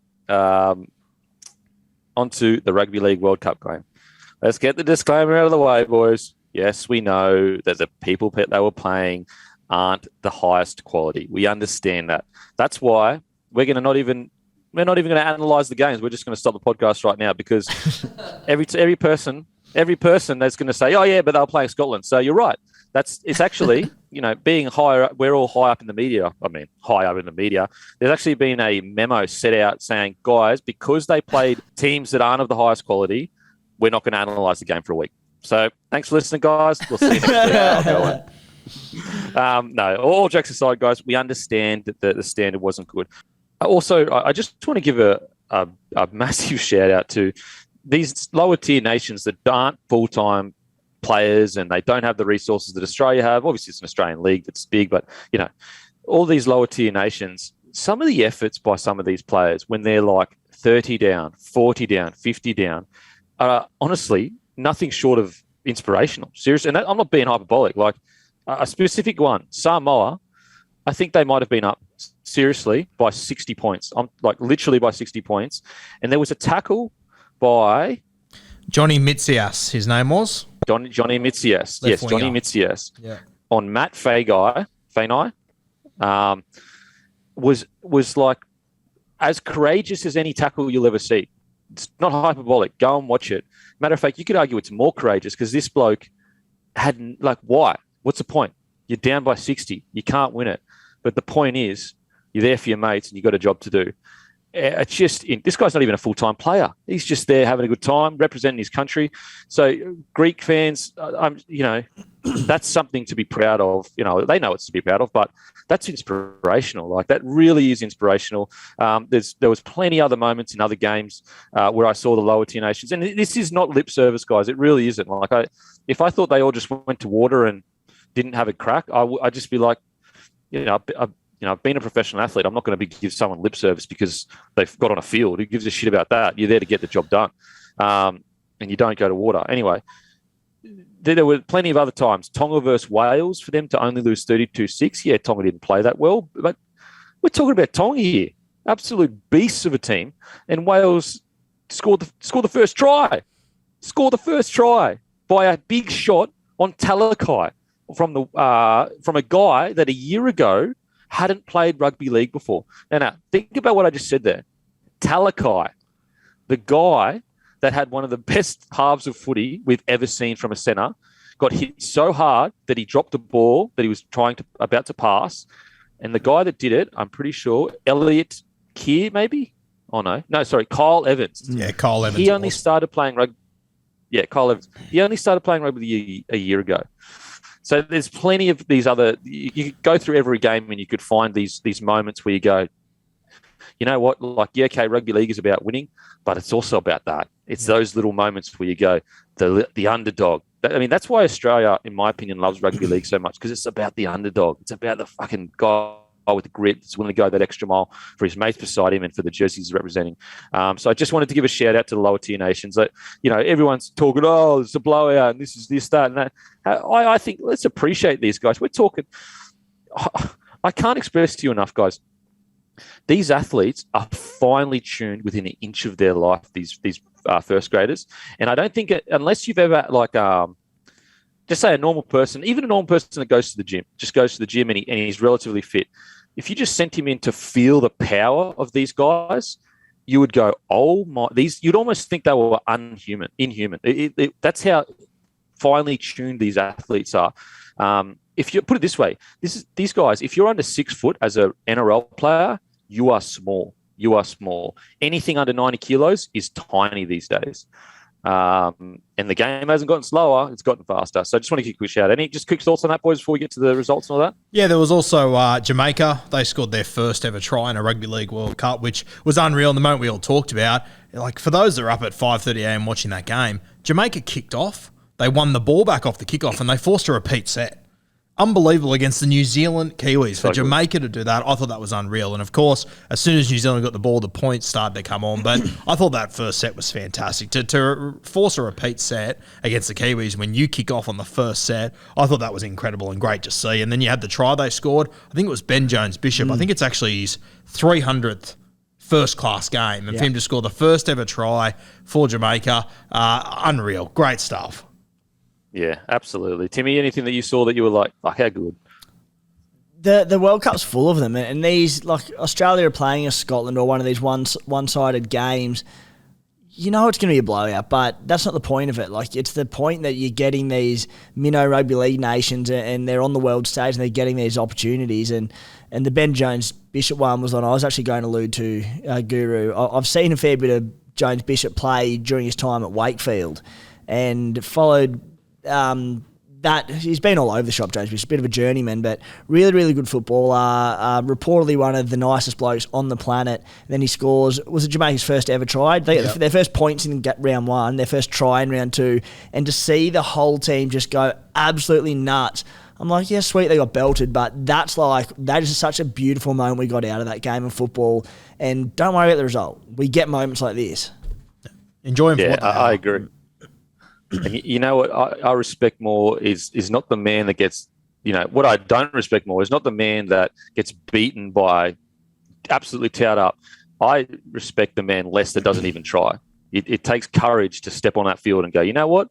We have no chance, but we're going to have a fucking crack. I got another one for you. Sorry, Campy, keep going, mate. No, I was just going to say, like, whereas the guy that's like, oh, yeah, we're just going to get smashed anyway. What's the even point of this? You are not the man in the arena, and you never will be, unfortunately. But one of my absolute favourites, and I've got notes from all through the week of games of footy and that, and this one was from a while ago now, but probably my new favourite player in world footy, the big boy from Wales, Anthony Walker, the big bopper. Yes. Now, just a few notes that I jotted down. A true rugby league journeyman. He scored on his international debut in the 2013 World Cup. He was born with a potentially fatal brain condition, which was then diagnosed days before the 2017 World Cup. He retired for 3 years, was given the all clear to return in April 2020. That brain condition affects 1 in 250,000 people. The first person he called after he came out of that meeting with his doctor was the Welsh coach, John Keir, who's currently the Welsh coach, to apologise that he couldn't play for his country in the tournament. And then to see him absolutely steaming onto it on the weekend was just like, that is why we love the Rugby League World Cup and Rugby League. What a champion. That's unreal. Oh, that is fucking music to my ears. As I said, rugby league's about the battler, baby, and that represents that truly represents what rugby league's about. And I love, like, he's a big fella, but his late footwork at the line. Oh. What a great story. Hey, Campy, absolutely incredible. Campy, here's his resume. 2013-14, signed with St Helens. Obviously, over in the UK, they have these loan deals like we saw with Harry Grant between the Tigers and Storm. 2013 was loaned to Whitehaven. 2014, loaned to Rockdale Hornets. Same season, loaned to Whitehaven. 2014, also loaned again to the Rockdale Hornets. 2014-17, signed with Wakefield Trinity, played 17 games. In that period, 2016, loaned to Whitehaven. 2017, loaned to the Dewsbury Rams. 2017, loaned back to the Rockdale Hornets. 2021-22, Bradford Bulls. 2023, he signed on with the Widnes Vikings. The man. Mate, the battler. How good is that? Yeah. I mean, that's the heart of rugby league. These blokes just love it. They love it. Well, that's incredible. What a story. What a fucking story. Now, let's get into the games. Australia versus Scotland, 84-0.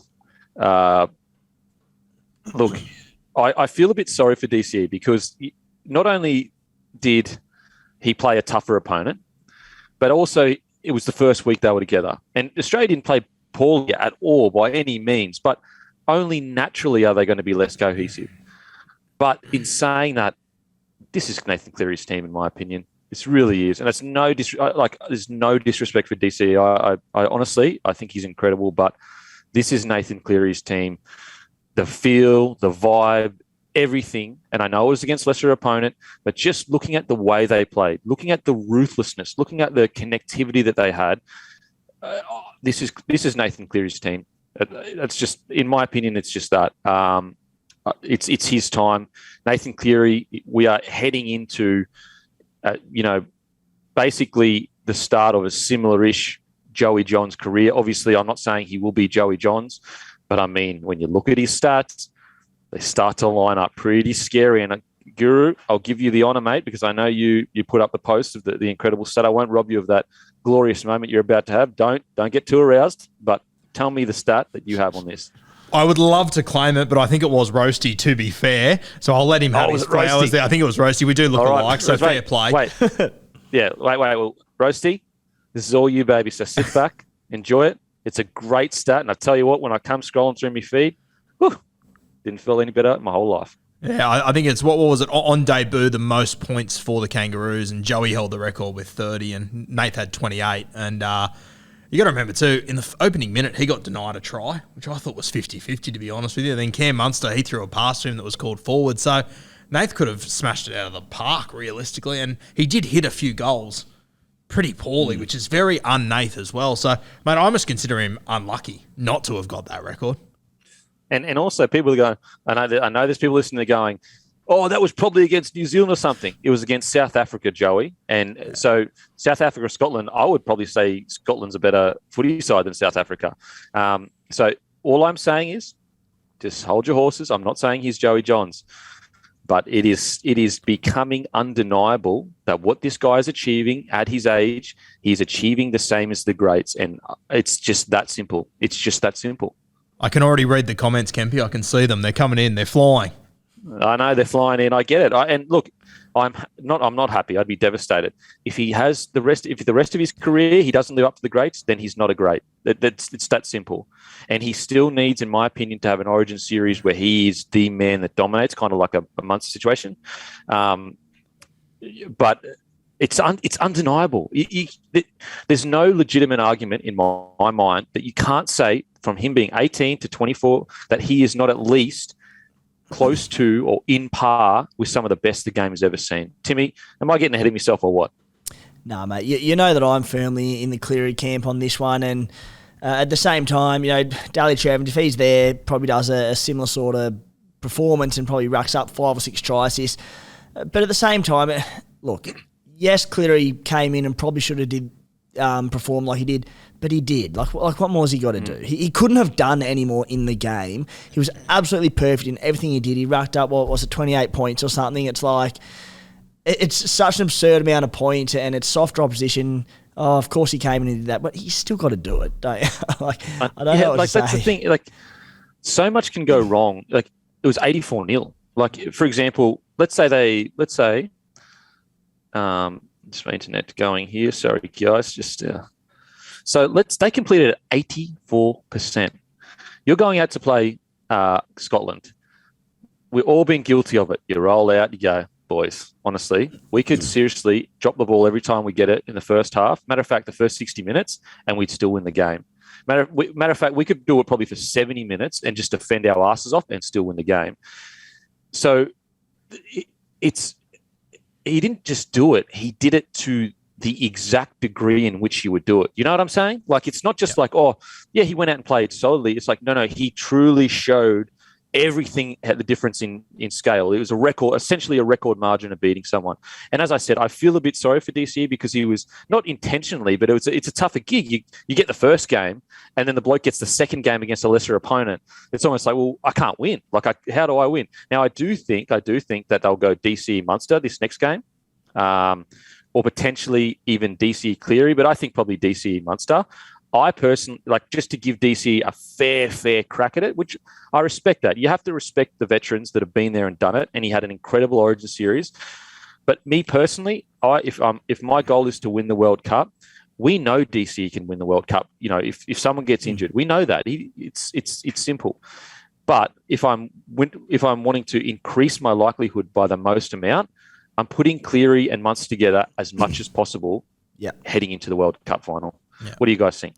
Yeah, it is unfortunate for Ches how it has sort of played out, though, that as soon as you Cooper Cronks and everyone retires, COVID hits and we don't play international footy for 3 years. In that time, Cleary becomes the guy. So I do feel like I'm picking Cleary every day of the week that finishes in Y. There's no doubt about that. But I do feel a little bit sorry for Ches that he did spend so much time being a 14 and not being in the team at all.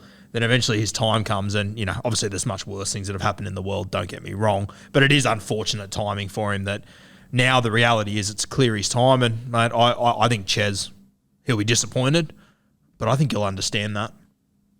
Yeah, he's the ultimate professional. I do feel sorry for him because you're right.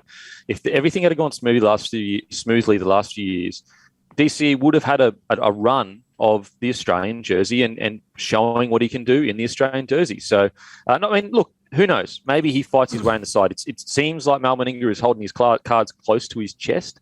But, yeah, I don't know. There just seemed to be a vibe of like because the interesting thing is, because I was going, okay, who is really in DCE's generation now in that Australian side?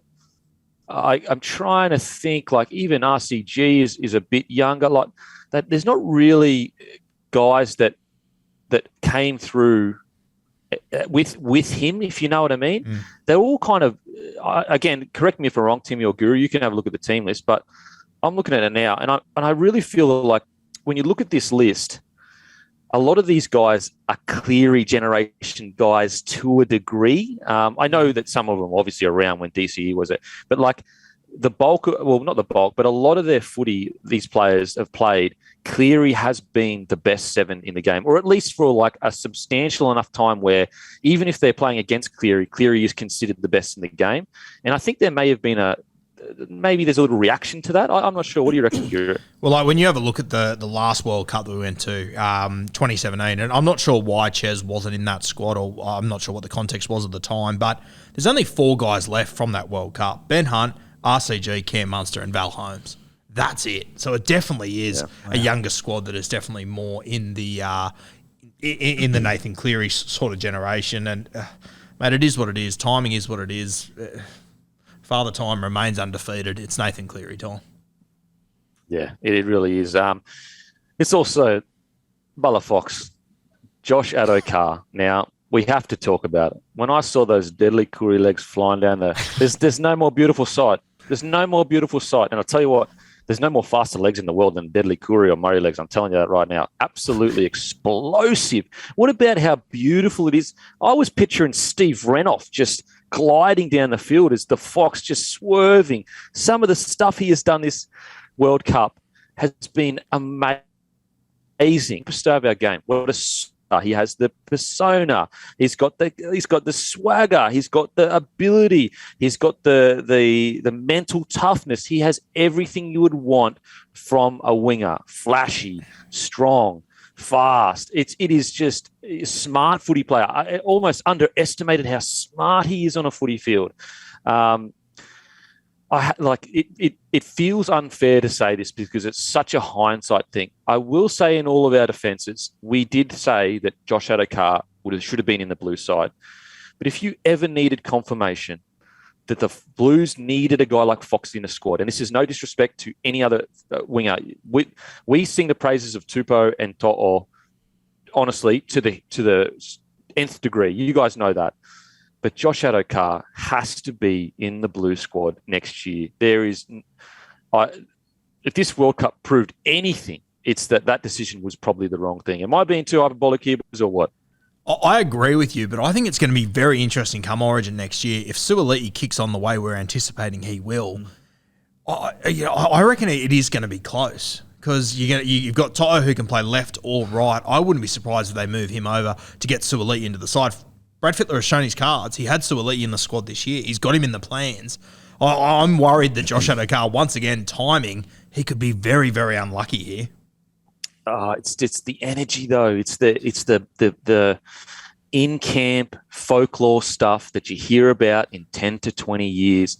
That's what Fox brings on top of he breaks games open with incredible finishes. And so I agree with you in the sense that there will be an argument for Tupou and Suaalii to go because we all understand Fittler's thinking. Like, we all understand it, and it's reasonable thinking. The two best blokes, big blokes, to break the game open, running the ball back, To'o and Tupou were great in Origin. They really were. But what did we, like, in my opinion, and this is no disrespect, but as a Queenslander, like, I personally felt you just missed that energy. The energy just didn't seem to be there. Like, obviously there was energy. You don't understand what I'm saying. But that special magic energy that those rogues bring. And that's what Queensland had this year. They had a bunch of rogues that just, there was a bit of magic about what they were doing. And that's what Origin's all about. It's that magic. It's that rogue. It's that guy that he's a bit on the fringes. He's a bit on the edges, but he brings something a bit crazy. Joey Johns. Think of Joey Johns. And I agree with you, mate, but would it really shock anyone if Brad Fittler decides to leave that out again? Is anyone going to be surprised, realistically, knowing Freddie? I'll tell you what I can see happening. If we've got a slate of fit players and we're picking our best team, which there's no reason why at this stage we wouldn't, your centres are going to be Latrell Mitchell and Tom Trbojevic. Yep. You've got Brian To'o on one wing, James Tedesco at the back. Yardage becomes irrelevant because our yardage is going to be so unbelievable between that lot, so you can afford to pick Josh Adokar there. This year when we didn't have Latrell and Tommy Turbo, maybe yardage with our centres was a little bit more of a question.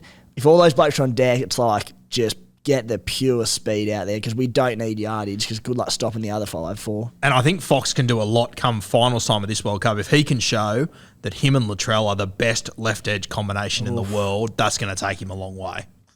Oh, seeing Latrell and Fox link up, it's beauty. It's beauty. You know what it felt like? Yeah. I felt like I was on my wedding day looking into my wife's eyes. That's what it felt like. She's a lucky girl. Please tell me she's staring at you from the other side, shaking her head. No, she's been staring at me this whole time, going, what the fuck are you doing? We're in Italy, and you're talking about rugby league, you piece of shit. You've been talking about rugby league all year long. But that's what I do for the people. That's what I do for the people. Is she sipping on one of Italy's finest Shiraz, surely? Yes, and she is, but her other fist is clenched. But that Latrell, oh, fuck. Honestly, I'd put that up there with some of the best footy to look at that you can see.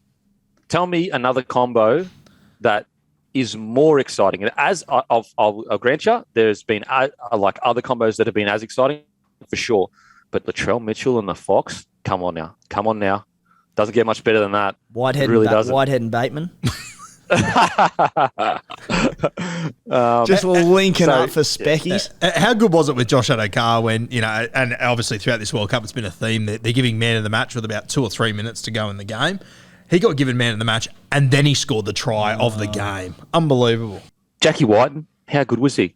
And talk about a headache. Talk about a headache for that centre position. Campbell Graham, I thought he was really good too. I didn't think it was going to be this hard to pick the back line. I really didn't. I thought I was pretty confident in the way I would go. But I'm starting, like, for example, this is Matty Burton's stats. So on debut, a try and 2 try assists. Like 126 metres, a line break assist. 6 tackles, only 1 miss. So a great game in defence as well. We understand it's against Scotland, blah, blah, blah. But it still did it. It's on debut. Obviously, Campbell Graham, 3 tries. Jackie Whiten, 2 tries, 2 assists. Like, Jack Whiten, for me, sometimes I feel like I underestimate him. I don't know. Sometimes I just feel like because is he the best 6 in the game? Probably not.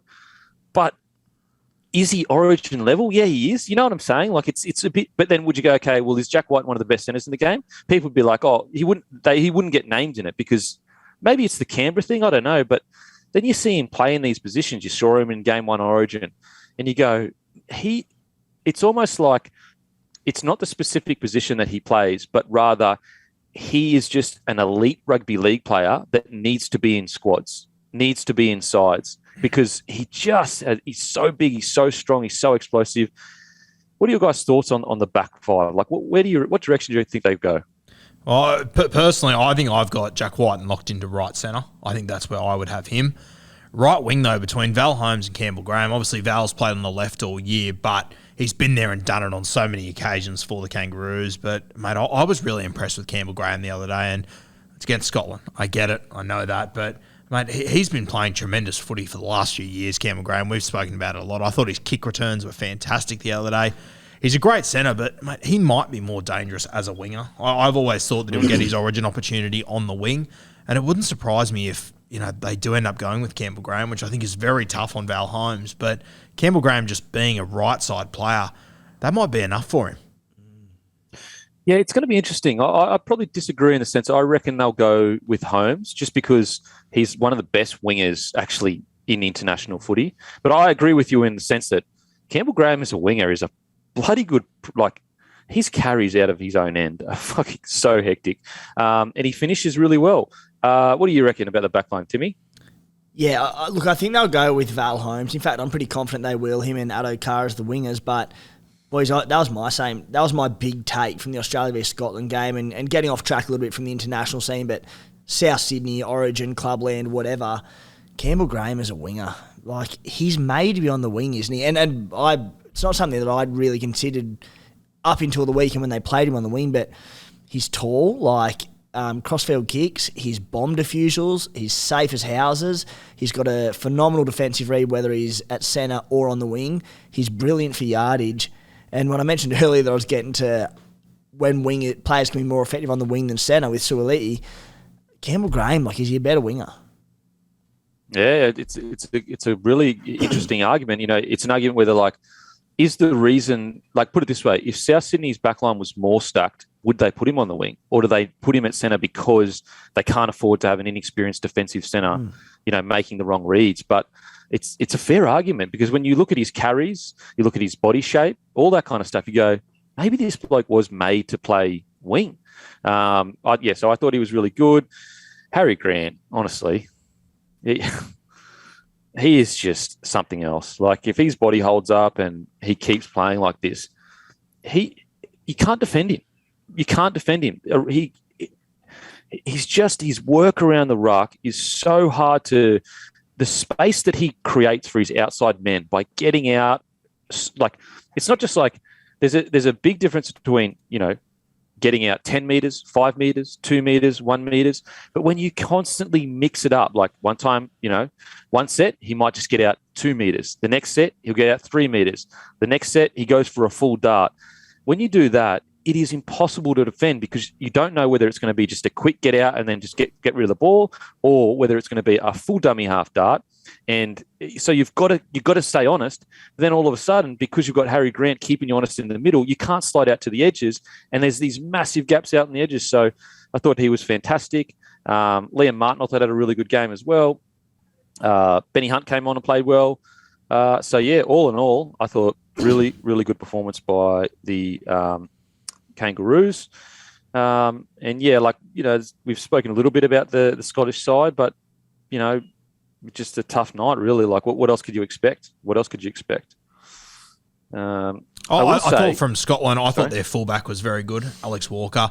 In a night where they got absolutely played off the park, I thought he came up with a couple of plays that, saved tries and it didn't make a huge difference. But I thought he came up with some really good reads at fullback, collecting kicks and whatnot. I thought he was probably their best on ground.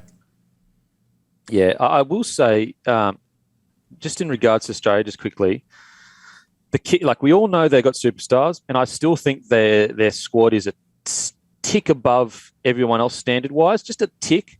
But I think the one thing that the Australian side has shown more and better than any other team currently, and maybe it's my Aussie bias coming through, it's their ruthlessness. They are more ruthless than any team currently. They only had to play the balls in their 20, and guess when it was? When Valentine Holmes dropped the ball off a kickoff after scoring a try.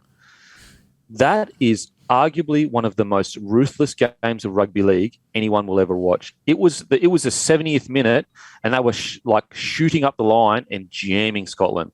And so I just haven't seen that type of ruthlessness from any other squad currently.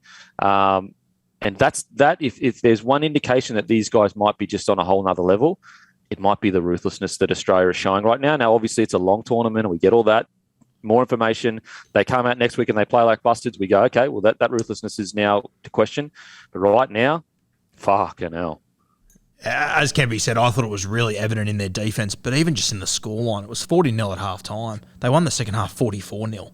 It's very rare you see teams winning by so much at half-time and then somehow take it to another level in the second half. They normally pull off a little bit, get a couple of errors, start throwing the ball around willy-nilly. They got better. Yeah. And again, it's just that ruthlessness. How often, as you said, like how often do we see teams come out and towel a team up and then bloody just pack her in? Yep. And we're talking about high, top tier NRL teams. So it's not just like. So any more thoughts on Australia versus Scotland, boys? Timmy?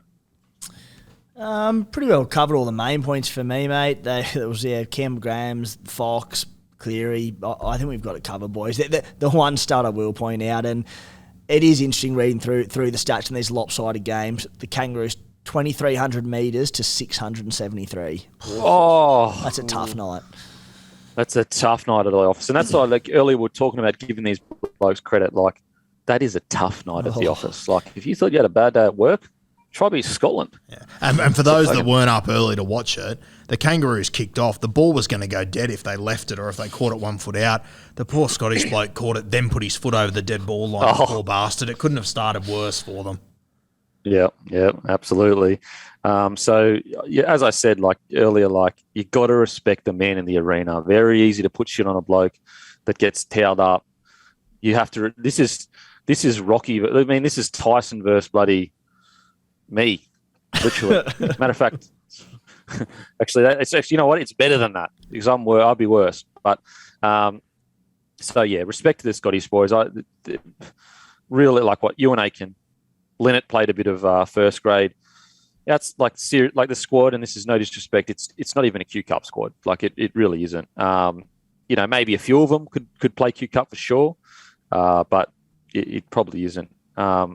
And it's, maybe if they got into systems, they could become a Q Cup side. But because they haven't played together, obviously it's not going to be standard that high. Anyway, now let's get on to Fiji versus Italy. I tell you what, Fiji for me, they're like, put it this way. If you took Australia and New Zealand out of this comp, and you kept even England in, even though I think England does, they're third. They're third right now in regards to who I think the best sides. Fiji is the next, like a dark horse for me. Like I really like what they're doing. I think that they haven't been there hasn't been enough hype around them. Like I think that if they played Samoa or Tonga, I think it would be a pretty bloody good game. I think Fiji deserve a massive, massive rap, and they're going about their business quietly, like they're not like this is 60-4, guys. This is if Australia beat Italy 60-4, we'd be going, yeah, good win. 60-4, and they were completely dominant the whole game. Now, who are they going to get? Who are they going to get in first week of knockouts? Do we know? Do we know where they're going to land or not? I don't know, but if they land Samoa or Tonga, it could be huge. Game it could on. Be huge. I'll have to. Maddie, could you try to look up the brackets and how they could work? I'll have a look now. Because, you look at their site, okay, Taruva, he's an NRL player. Like, I understand he's a rookie. He's an NRL player, and he's been fucking outstanding this thing. Then you got Karua Levu. I'm not sure what system he's with. But then you've got Nangama, Semi Valame, Sivo, Coruscant, Wakeman, Vuniyayawa. Sorry, apologies if I'm getting this wrong. Penoni Tagamatu, Kamitha, Wong, who was a super young gun at the Roosters, Kick Out, and Corbin Sims. Like, that's a fair side. Hasn't Happy Coruscant been just showed his class? Like, I understand he had a couple errors or whatever, but he is so silky through the middle. So silky. Kick Out just proved like when you're that much of a beast, like you just can't be stopped. Like when you're playing guys that are obviously part time, but when you got like Sue, apologies if I'm getting it wrong, Sue Wong, 180 meters, 3 tackle breaks, 92 post contact, 21 tackles, 0 misses, and like that's in like he's a rookie. This guy's a rookie, and I know it's against Italy, but when you look at the stats of, he's got the most meters of any forward in their team, and so that's actually he's got the third most meters of any player in the whole team, and the most meters of any forward on the field. We're talking about a young teenage rookie at the Roosters. I think it's time to start taking a bit of notice of this Wong fella and being like, oh, we might be onto something here. Now, obviously, crazy long way to go. Hasn't played NRL yet, to my understanding. Any thoughts on the game, boys? Hold up. The Guru's ready to go. It looks like Fiji are going to play New Zealand. Oh, yeah, that sucks. I mean, like they have a chance, but it would have been great if they could have landed a Samoa or Tonga. The disrespect, Guru. Wong's your boy. Kempy's stolen him from me. I can't believe it. He's claimed him as one of his. Speak to me, Guru. Apologies, Guru. Speak to me. No, but he's he hasn't made his debut yet, mate. But he's definitely one to watch at the Chooks next year. He was their SG ball captain this year. He played a bit of reserve grade at the end of the season for the Bears, and he absolutely killed it. He was their best player in the team straight away, and that was the first time he's ever played against men. So he's my tip for probably Rookie of the Year next year. If he can just get a spot in that Roosters side, I think he's going to explode there, and he can play any position. He's one of those guys. Like even if you go and have a look at his stats last week, that's the first time he's ever played first class rugby league. It was against the fucking Kangaroos. And he came up with a couple of missed tackles here and there, but he still ran for 100+ meters. He was solid. So the Roosters, they know they've got a special one in Wong. They've had him for a few years now, and I reckon he'll go real good next year for the Chooks. Yeah, he was impressive. He was really impressive. I also thought the number 14 was really good. 2 tries, 168 meters. When I watch these another part of this World Cup that I love is that you watch it and you go, far out. There's so many players that, if they just got in a system here or there and responded to that system the right way, they absolutely have the ability to play first grade. Like we talked about, for example, last week, is it Pani or Papi? PNG. Yeah. Papi. Yeah, Papi. And like you're telling me that if let's say he did a couple of preseasons with an NRL squad, he fully committed to it and he responded to it the right way, you're telling me that bloke couldn't play NRL? Come on. Well, just on him, and I know we'll get to him soon, but very interesting. Shane Flanagan, he's on the coaching staff for PNG. If he does join Manly next year, that could be a little interesting one there. Well, so we put up a post basically saying what club could use after his game last week. And apparently he signed a 3-year deal with Lee Centurions, the side that's just come into Super League. But I'd be surprised if there wasn't something in his contract saying if an NRL comes knocking, I can, give it a crack. Because if you, I feel sorry for saying this because Lee Centurions, their new name, Jaguars. The Lee Leopards now, I think it is. I'm pretty sure he got, could be wrong, but player of the championship, so the reserve grade to the Super League last season, playing for Lee. So the talent obviously there. So one off. Yeah, okay. And I think Lee are actually coached by Adrian Lamb, aren't they? I'm pretty sure, who's obviously a PNG legend. I'm pretty confident he is. Okay. Okay. Well, that might be a way to keep him. Anyway, let's get back to the Fiji. Apologies, boys, for the misdirect. So look, PNG. To me right now, them and Fiji and PNG for me right now are the real. Well, Lebanon, we'll get to Lebanon, but they're kind of the sides where you go, hang on a sec, we've been focused so much on Tonga and Samoa and the way they've progressed, and I would still say Samoa and Tonga are further along for sure, I'm not denying that, but hang on a sec, there might be a bit of potential here in this Fiji PNG to step up to that level, and then all of a sudden, instead of having this Australia New Zealand kind of bracket and then a England Tonga bracket and then another bracket, all of a sudden we probably have Australia, New Zealand, England, then we have Tonga, Samoa, PNG, Fiji. I'm not saying it's there yet, but then it starts to become a little bit interesting. And I think that they're the real, especially Fiji. I've really been impressed. What do you think, Guru? Yeah, I agree, man. And it's obviously like it's going to have an effect, down, further into the years when there's, kids in PG growing up watching their team compete on the biggest stage. It'll just keep developing the longer the international game keeps growing like this. So, but yeah, man, I agree that they've been my big surprise back at PNG. And I mean, they came into this series, they lost Xavier Coates. He's already gone home. There's a couple of other guys they're missing as well. So they're not even full strength. Same as Fiji. They're missing Tarek Sims. They're missing both Saifidis. So both these countries are doing very well. Oh, mate, both Saifidis. Wow. Think about how different that oh man. Yeah. And Sims as well. Like, anyway, yeah. So look, great win by, Brandon Wakeman, 3 try assists. Stivo, oh man, he's a scary sight when he gets going. Real interesting to see what happens with Taruva at the Penny Panthers. I wonder, where do they fit this bloke? Because I just can't see a world where you get him in the side. What do you boys reckon? He should be playing NRL in my opinion. He's ready. Yeah, I mean, he doesn't at the moment. He doesn't fit into that team, unfortunately. He'll play, let's say there were no injuries all season for Penrith. He'd play next year. I think the schedule changes a little bit where there'll be three major bye rounds or whatever, but he'd basically play 3 games or 2 games when To'o's out for Origin. But as far as their team lineup goes, he's just not better than Taylor May, Brian To'o or Dylan Edwards. So unless there are injuries, he'll be sitting in reserve grade, and I don't really see a way around that. He'll be key to the club because he's incredible depth, but in terms of a starting role goes, he just... And again, on to Charlie Staines, where you're sort of sitting there going, well, why is he leaving? But Taruva's probably sitting there going, I'm good enough in NRL, but he's not getting to start next year unless there's injuries. Yeah, well, if the rumours are true that Stephen Crichton could be going to Canterbury, all rumours, but I reckon that's probably his one hope to get into that side. I reckon that's what he's probably betting on. So that was going to be my next point of discussion because Crichton converted for Samoa, didn't he? Yep. And so when it starts all adding up and you start going, we know Crichton's potential. We saw him play fullback. He's had huge, big games. Reportedly he's on a decent wicket, but I don't know.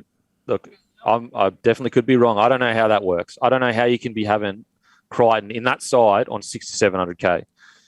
And so that's where I see, how did the Penny Panthers... Now, did they just re-sign Crichton or is he still on the open market? I'm pretty sure he's on the open market still. Yeah. Yeah, okay. Could you check for that for us, please, Matty? Checking now. Yep. So that's where the question becomes... Crichton, I think Crichton wants to play fullback. I could be wrong, but in my opinion, it seems like he wants to be the guy. Not in an ego way. He is the guy. Like, this guy is a freak of nature. And when he plays fullback, he absolutely kills it. And so that could be an area where the Panthers are almost hoping they keep Crichton, but if they can't, we've got Taruva. We make some slight adjustments in regards to could Taruva play in the centres. Or whatever it would be. So that may be a way that he finds his way into the side. But we'll get to Crichton when we get to Samoa. But back to Fiji. Anyone else you wanted to mention, boys, in the Fiji side? No, I think it's just one of those games, a big win. The big stars were standouts, Kikau, Sivo. I don't really have anyone else to touch on. You? Nothing too much to touch on. The only one thing I will say is waking up and seeing that game. Kingston Park in Newcastle was a tiny little English stadium, beautiful sunny afternoon. I'm just going, if you lived anywhere nearby or had the opportunity to get down to like World Cup footy that afternoon, I was sitting there so envious going, it looked incredible. Oh. Yeah, absolutely. And, again, just a shout out to the Italian side. Obviously got 4 points. I just love the Butlers. I love the Butlers. Nathan Brown, obviously, playing for them. Fiji, one to watch. England v France. Really interesting game, this one, because first 20, pretty poor from England. Last 10, really poor, in my opinion. But that middle bit, oh shit. We got a real contender for the World Cup final. And so if you can get that middle whatever it is, 60. I'm not good at maths, Guru. You know this. Look, did I do advanced maths at school? Yeah, I did. But I don't know how I forgot everything. You know what's funny? When I was at school, my school kept trying to like put me into the advanced classes and I kept rushing it. I was like, so I was in the normal ones and they kept being like, you need to move up into the advanced ones. And I was like, yeah, I'll have a think about it. And then I just wouldn't get back to them. And eventually they're like, no, you have to. And I was like, oh, fuck. I refused on the English though. Anyway, and you... Where did Ben Hunt finish on the Dally M's again? Where was he, Matty? I'm muting my mic. Where did what? Where did Ben Hunt finish on the Dally M's? Anyway, it's a long time ago, Guru. Yeah, I forgot about that as well. Oh, one of the best 4 minutes of my life. Jesus Christ. Technically. Anyway, the England one, it's an interesting one because yes, there is a difference in skill set for sure between Australia and England, in my opinion. English people that are listening, I understand you think I'm biased because I'm an Australian, and I respect that, and maybe I am biased. Maybe I am. But the key difference for me right now between England and Australia is ruthlessness. Now, I know that they came out and absolutely towed Samoa up, but that was more... They just dominated a side that played, like, as in they played really well for sure, but it's an opening game. You have every right to come out for 80 minutes and kill it. Whereas, like, ruthlessness is there in games where it's not a big match. You know you're going to win the match. There's nothing to worry about. There's no reason to be intense. And I just think that that's the tiny bit, that the skill set a little bit, but the biggest thing that I have for England, if they can fix it, and it's been 2 games, guys, I understand next week they come out, blah, blah, blah. But if they can fix that little bit and be ruthless for 80 minutes, they absolutely are a chance to win. But it was a tiny bit, just a tiny bit, concerning that they had moments in games where they were lapsing in and out of it. That sometimes becomes a bad habit. And then when you get to the good sides, they absolutely crucify you for it. And instead of you going down by 6 points, it's like when you play the Penrith Panthers. You're watching them play. The game's close for the first 20 minutes. And you're going, oh, the Sharkies are in this, or the Eels are in this. And then you bloody look down and look back up. It's been 15 minutes and there's 20 points scored. And you're going, what the hell? Like, Penrith haven't even had that many opportunities. But they are fucking ruthless. They do not let you up with any mistakes. So I'm not death riding England at all. No, please don't say that. I'm saying they absolutely still a chance. That is just my one little concern. The positive side of things is another good performance overall, like mostly good performance. Another, when they put it together, a lot of points. The 18 points is a bit concerning for France, but outside of that, that's 42 points. In their last 3 games, they smashed Fiji, they smashed Samoa, and they smashed France. There has to be something that's exciting for England. What do you reckon, Guru? Yeah, I would also say, defensively, when you look at the tries they have conceded, there was an intercept last week to Isaac Tonga. There was one of their tries that France scored was like a rebounded kick that just happened to fall their way. There was a try out of dummy half that was just a bit soft too. It probably wasn't the play to run. He ended up scoring, but I wouldn't say it was a great play to run on that tackle. So I think defensively they have been pretty solid as a whole. The only try that they've had conceded against them that was a good genuine try where a play was put on them and they weren't able to handle it was I think the last one. So we are trying to find some positives out of this World Cup and all these smashes and everything. And I would say the defence of England so far, I would say it has been a positive. For them, and it's going to have to be top shelf if they are going to compete with the Kiwis and the Kangaroos, because as you said, Kempy, they will be ruthless for the entire game, and if they do clock off, they'll find themselves in curry very quickly. Yeah, but that's what I mean, like when you say, dummy half, yeah, then you go, oh, deflection, oh, intercept. Those are those little moments that, you just can't have against the big dogs. And I get, the only worry I have is like when you get into that big moment and it's just that one intercept pass. Think about Rabbitohs Panthers grand final, one pass, and that changed everything. I'm not saying that you're saying that that's not the case, but yeah. Showing out there. Yeah. What do you reckon, Timmy? Am I off my head or what? No, mate. Very fair points. And I think with England, and I touched on it last week in the recap of week 1, but I sort of mentioned that they play a fairly simplistic style of footy, and I think that works in World Cups because when you're getting new players together. You know, they don't have a full NRL season and 25 weeks to get these combinations right. So if you try and play a little bit too expansive, you get to that first knockout stage, and if things don't go, balls don't go to hand and combinations aren't working, it can go wrong very quickly. So when England play this sort of high percentage, you know, style of football, and when I say that, they're not throwing loose pass or trying chip and chases or, you know, throwing three-man cutouts. It's effective in World Cups and in campaigns, whilst at the same time, they've got enough strike there to put points on the board through this brand of footy, and you could call it a little bit Penrith in that they play high percentage footy. On one edge, they've got George Williams, who's been exceptional, Elliot Whitehead, who also has been brilliant, and Herbie Farnworth with take your pick of the wingers. On the right edge, they'll have Makinson with Johnny Bateman, who was outstanding in his first game of the tournament, and then Dom Young, who, I mean, he had his moments for Newcastle this year, but he's been a bit of a revelation in the first two games this World Cup. There's strike power all over the park for England, so I think what they're putting together is you know, it could be something special, and come the deeper end of the tournament, they'll be right in the hunt. Yeah, no, I agree in regards to, I think they will be in the hunt for sure. I think that as I said, the only gap is those ruthless 80 minutes performances that I think we've got such a small sample size. You know, they towed up Samoa, they towed up Fiji. You know, I will say though, seeing the great John Ed Bateman back out in the field. How good was he? And you're going, bro, come back to NRL, please. Yeah. Please. Johnny, I know you're listening. I mean, you're not, but secretly you are. Come back to the NRL, please. Please. You should be here. I know you're obviously from England or whatever, but he's a superstar, man. I don't know how he does it. He's not that big. He's not that strong. He's just a mongrel. He loves it, the energy he brings. And so when I look down and I put aside the me saying about the ruthless 80 minutes or whatever, because like that's just me that's me putting them in the same category as Australia, saying I think they can win a World Cup. When you put that aside and you see a back row of Elliot Whitehead, Bateman and Victor Radley, you go, hang on a sec. We're talking about Elliot Whitehead, who was in a grand final in 2019.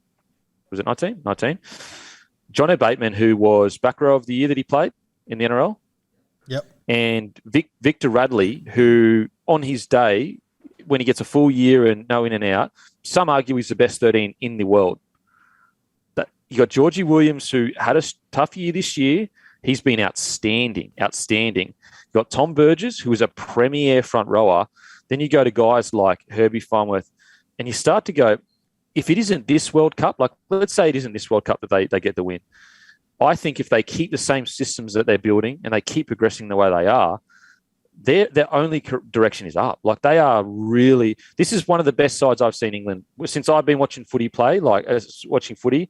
And granted, I don't have the deeper knowledges of in the past or whatever, but in my opinion, this is one of the best England sides I've personally seen. I know the English, they've been, look, you could say the other World Cup side with, guys like Sammy Burgess and James Graham, but I don't know. I just think there's something about the age of all of their key players, but also their outside backs that are like Dominic Young. You could argue has been, I think the Fox has been the best winger in the cup.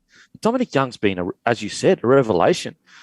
This may not be the best, but I tell you what, if it's not the best, it's one of the best England sides we've seen. What do you reckon, boys? Yeah, you've obviously got the teams from like the 90s and whatnot that were sensational, that really pushed the Kangaroos back then.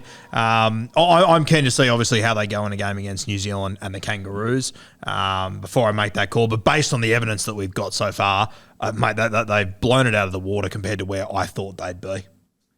Apologies. I more mean like on paper, like when you go through that squad and the depth and that. But I agree. I don't like the 90s and that, like they absolutely were better English sides. I'm more just talking about like this generation. But you're right.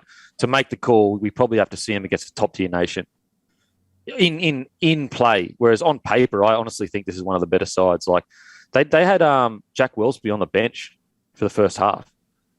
And like he's an absolute gun. Well, he's only 21 as well. I was reading the other day. He's young. And that's what I'm saying. George Williams, Jack Wellsby, like George Williams is what, 26, 27? This English squad excites me. It really does. And that's why on paper, their ages, their all that kind of stuff, I just think there's a lot to like about it. I really do. Now and I just think that when you watch them play, okay, yes, do they have a little things they need to clear up? Yeah, for sure. But as you alluded to, Timmy, like they do play a very I know cohesive is the word of the bloody World Cup, but they do seem to be the most cohesive, one of the most. I know the Australia looked really good, but they do seem to be all really gelling. It doesn't seem to be out of step, and no one knows where they're going. I'm excited for England. I really am excited for England, and I think that their first game against like Oz or New Zealand is going to be an absolute firecracker. Anything else you want to say about the England side, boys? No, they're doing well. I'm just keen to see them get through this group stage. Touch quickly on, hopefully pronunciation correct, but Arthur Morg, who in the halves for France, who was outstanding. Not much of him. He was in the halves for the Catalans in the grand final a couple of years back for them. So he has been around for some time despite being a bit younger. But I said not a lot of size about him, but 24 tackles without a miss. Scored one, had a contribution, and just looks so lively in a pretty well beaten side. I thought he was wonderful. And secondly, the goal kicking in this World Cup has been so good. 10 from 10. Shout out to Snide, who has probably the shortest goal kicking run up since. Shout out to Chris Sando. but the goal kicking has been wonderful in this World Cup, and I've been absolutely loving it. Yeah, it's a great point. It's something that you don't really appreciate until you kind of realise, especially in the tighter games, how important it is. I want to give a shout out to number 6 as well. That try scored was fucking champagne rugby league. That was champagne rugby league. It says he has 2 tackle breaks. I want to speak to the stat man. That there were more than 2 tackle breaks in that. Yeah. Come on now. The stat man must have been Aussie. You know what? I was a stat man. Because I'm clearly biased against England. I mean, I clearly hate England. No, I'm joking. I don't hate England at all. But yeah, Arthur, that try scored was electric. It really was. And again, it's that what we're talking about earlier is like, you know, maybe if the kid, like obviously he probably wants to stay in, where he lives over in Europe, but like guys like this, like, would there be a difference in their career if they had grown up in Australia and had the same systems and all that kind of stuff? I'm just not sure. Outside of that, I thought some of their big boys, Jordan Desera at stages, fucking hell. Some of his runs were great. But yeah, so great. I mean, look, it was actually a great effort by France. They completed it at 90%. So 90%. Wow. But outside of that, England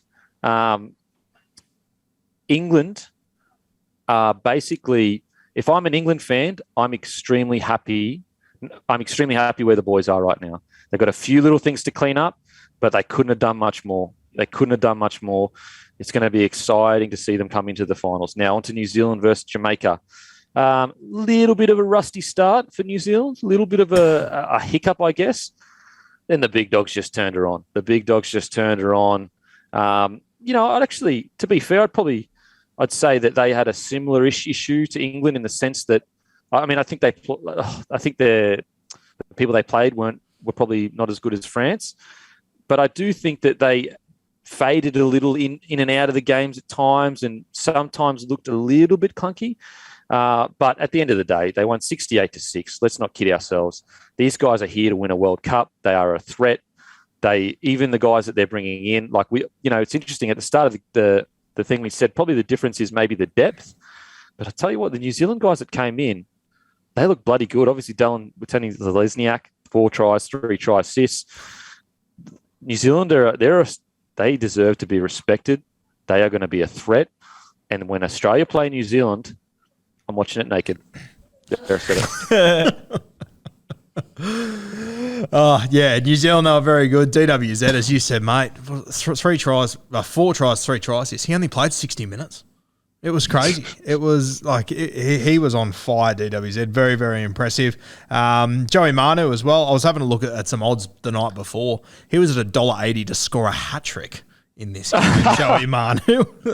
Didn't come up with one, so I'm sure there's a lot of punters out there that would have been hammered by that one.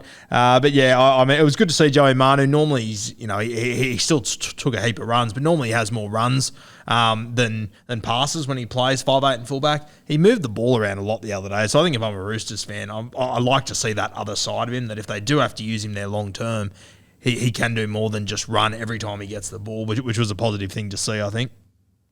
Oh, mate, Joey Manu. As we've said all year, this might be the Joey Manu fan club. He is the only player in the NRL right now that isn't on anywhere near $1 million that should be on $1 million. Yeah. Honestly, it's almost a travesty that he's not. This guy is incredible, and I don't know how. I mean, sometimes, a lot of the time, a lot of players, there's more to life than money, but I hope at least one time in his career he earns $1 million because he deserves it. He is incredible. Play the devil's advocate here, boys. Would you have played him in this game against Jamaica? Does it achieve anything for a bloke who a lot of your World Cup aspirations hinge on? Out of position at 5'8", so you can't even throw the cohesion word at it because it meant nothing. Well, so I see your point, Timmy. I see your point, but I think it is just in case one of their halves go down. And so to put him in there to give him some reps just to get him feeling it for it. That's the only reason I say that is because Chance was put to 1. So it seems like let's put him in the 6 role in case one of our halves go down and, Foreign is better at 7 or whatever it is. I think it was more a depth decision, but I could be wrong. You're right. It could be mate, this guy's played so much footy. Let's just rest him for sure. It seemed to me more of a depth decision though, rather than he needs runs in his legs. Thoughts? Yeah. I can go either way on it. I understand why rest him as someone that took him for top try scorer for the Kiwis. I was more than happy to see him play. But I can understand it both ways. But, with a team like New Zealand, you can probably say that about 10 blokes as well. I would assume that if Hughesy was available for this game and still not injured, I reckon there's a good chance Manu doesn't play and Hughesy gets his first game. But with him still out injured, I understand it. That's a fair shout. Yeah. Yep. Another shout out, Brandon Smith. Fuck. Roosters fans, get excited. Get excited. This guy is going to be something special at that club. I'm telling you. When he has a full preseason to get his body exactly the way it needs to be for hooker, people forget he was the Dally M hooker of the year when he played there. This guy is amazing. He is an amazing player that offers something that we rarely see in hookers. Tell me the last time we've seen a hooker this explosive. Has there, put it this way, Guru, step into the memory bank, Timmy. Have we ever seen a hooker this explosive when it comes to the physicality of him, the pace of him, his ability to absolutely crease front rowers? Have we ever seen it? Glenn Buttress, 2011. Alan Tongue, I'm sure Alan Tongue played a bit of hooker. He did play a bit of hooker, actually. Yeah, it's not a bad shout. Bloody Get Alan Tongue in there, mate. But yeah, he is such a unique footballer, isn't he? He's just Brandon Smith. Especially when you see when he was playing hooker, he could scoot and there could be 5 defenders there and it wouldn't fucking matter. He gets so low and he's so hard to handle, and the effect it has is that you get 5 guys push into a 2 metre radius just to control him in case he runs, and if he doesn't, there's space everywhere all of a sudden. Yeah. So exciting. Another guy I want to give a shout out, my boy Jeremy Marshall-King. Well, Guru's boy, he called it before I did. Made his debut, 2 tries, a try assist, 10 tackles, 0 missed. Mate, we've spoken about this quite a lot, Guru. I think the Dolphins have got a bargain at number 9. I really, really do. I think that he was one of the best for the Bulldogs this year. I think under Wayne he's going to improve. Put it this way.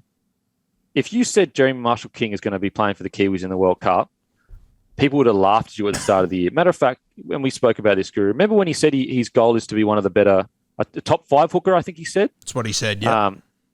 His goal was. He didn't say he was a top 5. And there was a lot of people that talked a lot of crap. And I'm not saying he's a top 5 hooker at all, but you can't tell me that he hasn't made gigantic improvements. And so much so that, if someone gets injured or they need a really versatile 14, he may be able to sneak on the bench for one of the bigger games. I'm not saying that he will be in the starting 17, but injuries happen in World Cups. They really do. And sometimes coaches want to have a specialist 14 in the number 9 role. So just a massive shout out to Jeremy Marshall-King. He was great. What do you reckon, Europe? What about him scoring 2 tries off his winger kicking infield? Do you reckon that's ever happened before? A winger kicks infield for the hooker to score a double? Mate, wingers are always carrying hookers. What do hookers even do?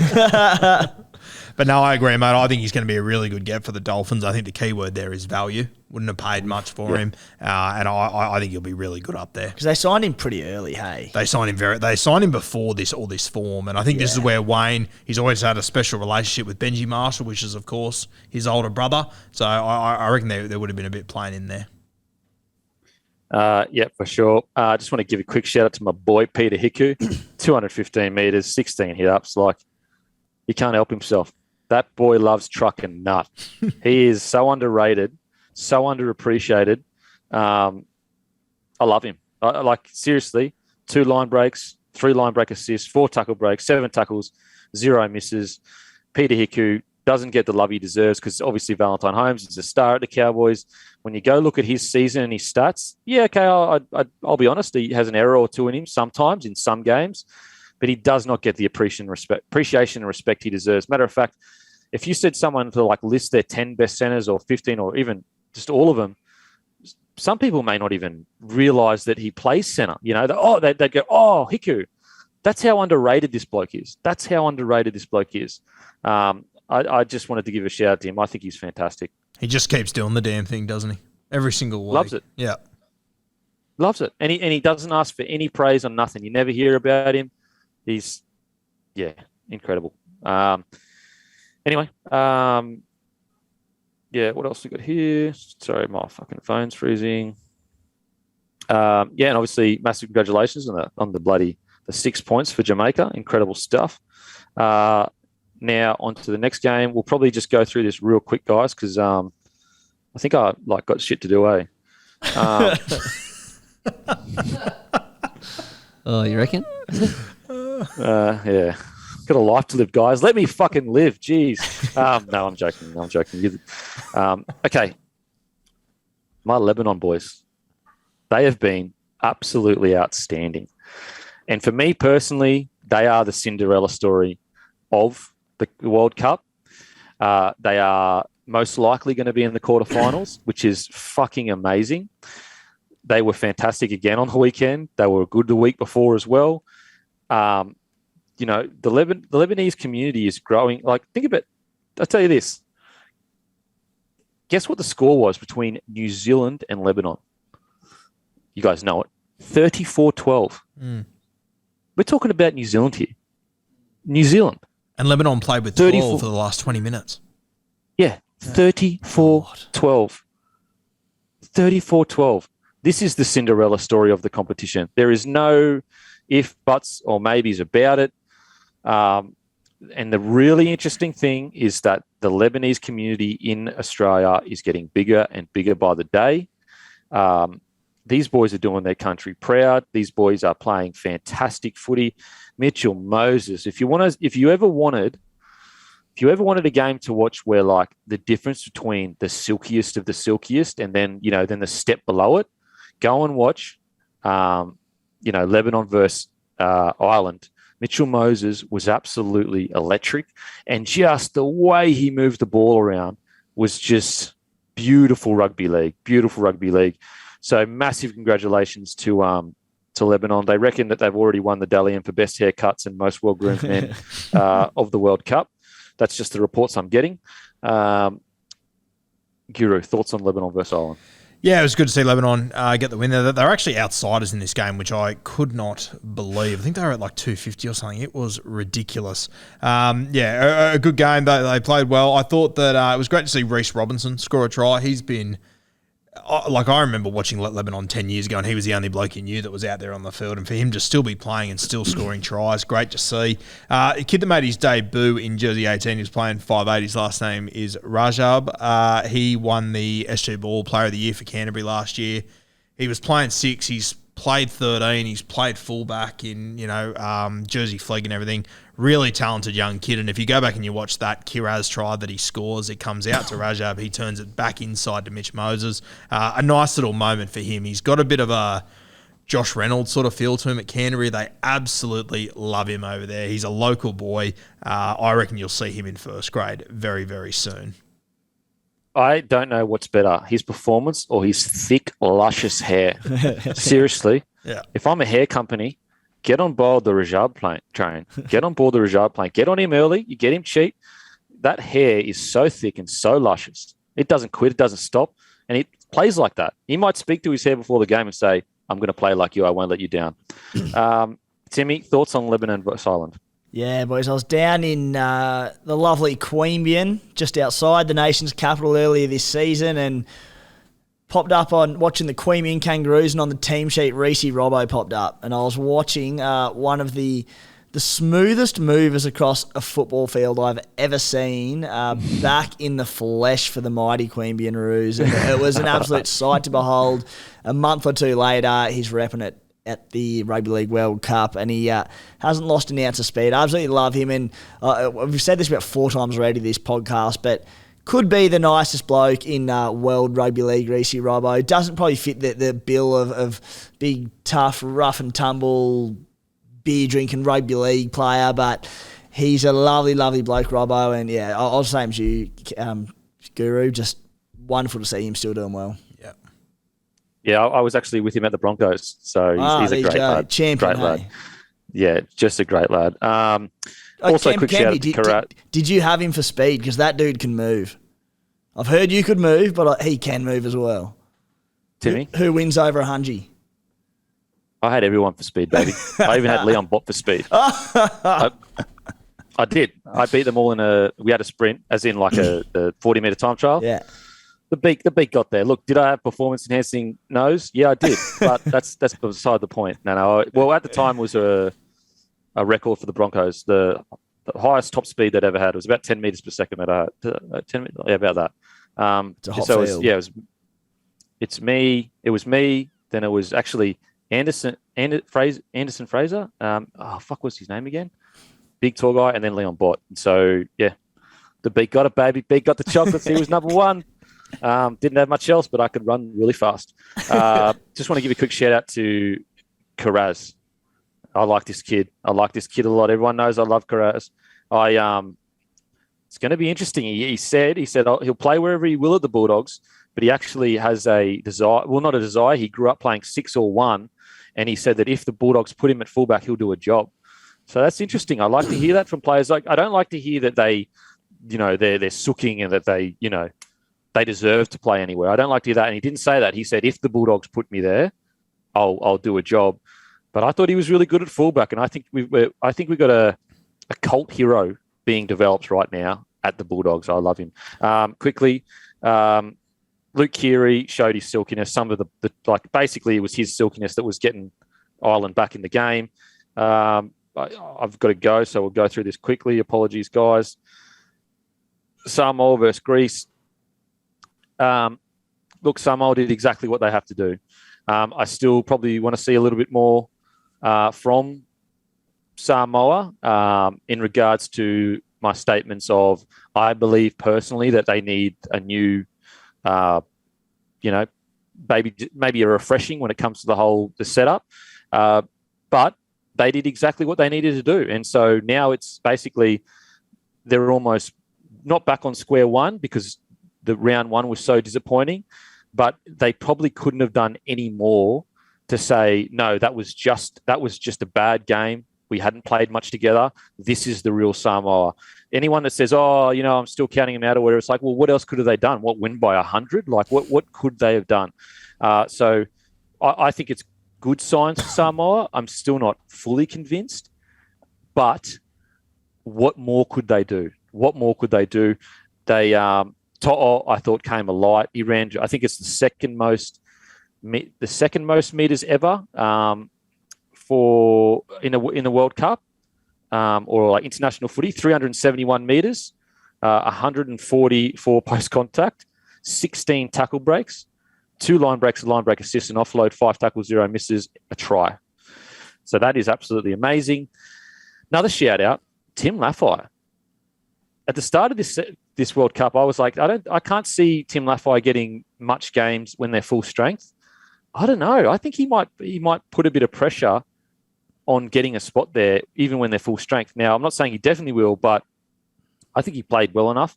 Jerome Luai, a massive bounce back game, getting a lot of shit talked about him in regards to, he's enemy number one now because he had a bit of banter.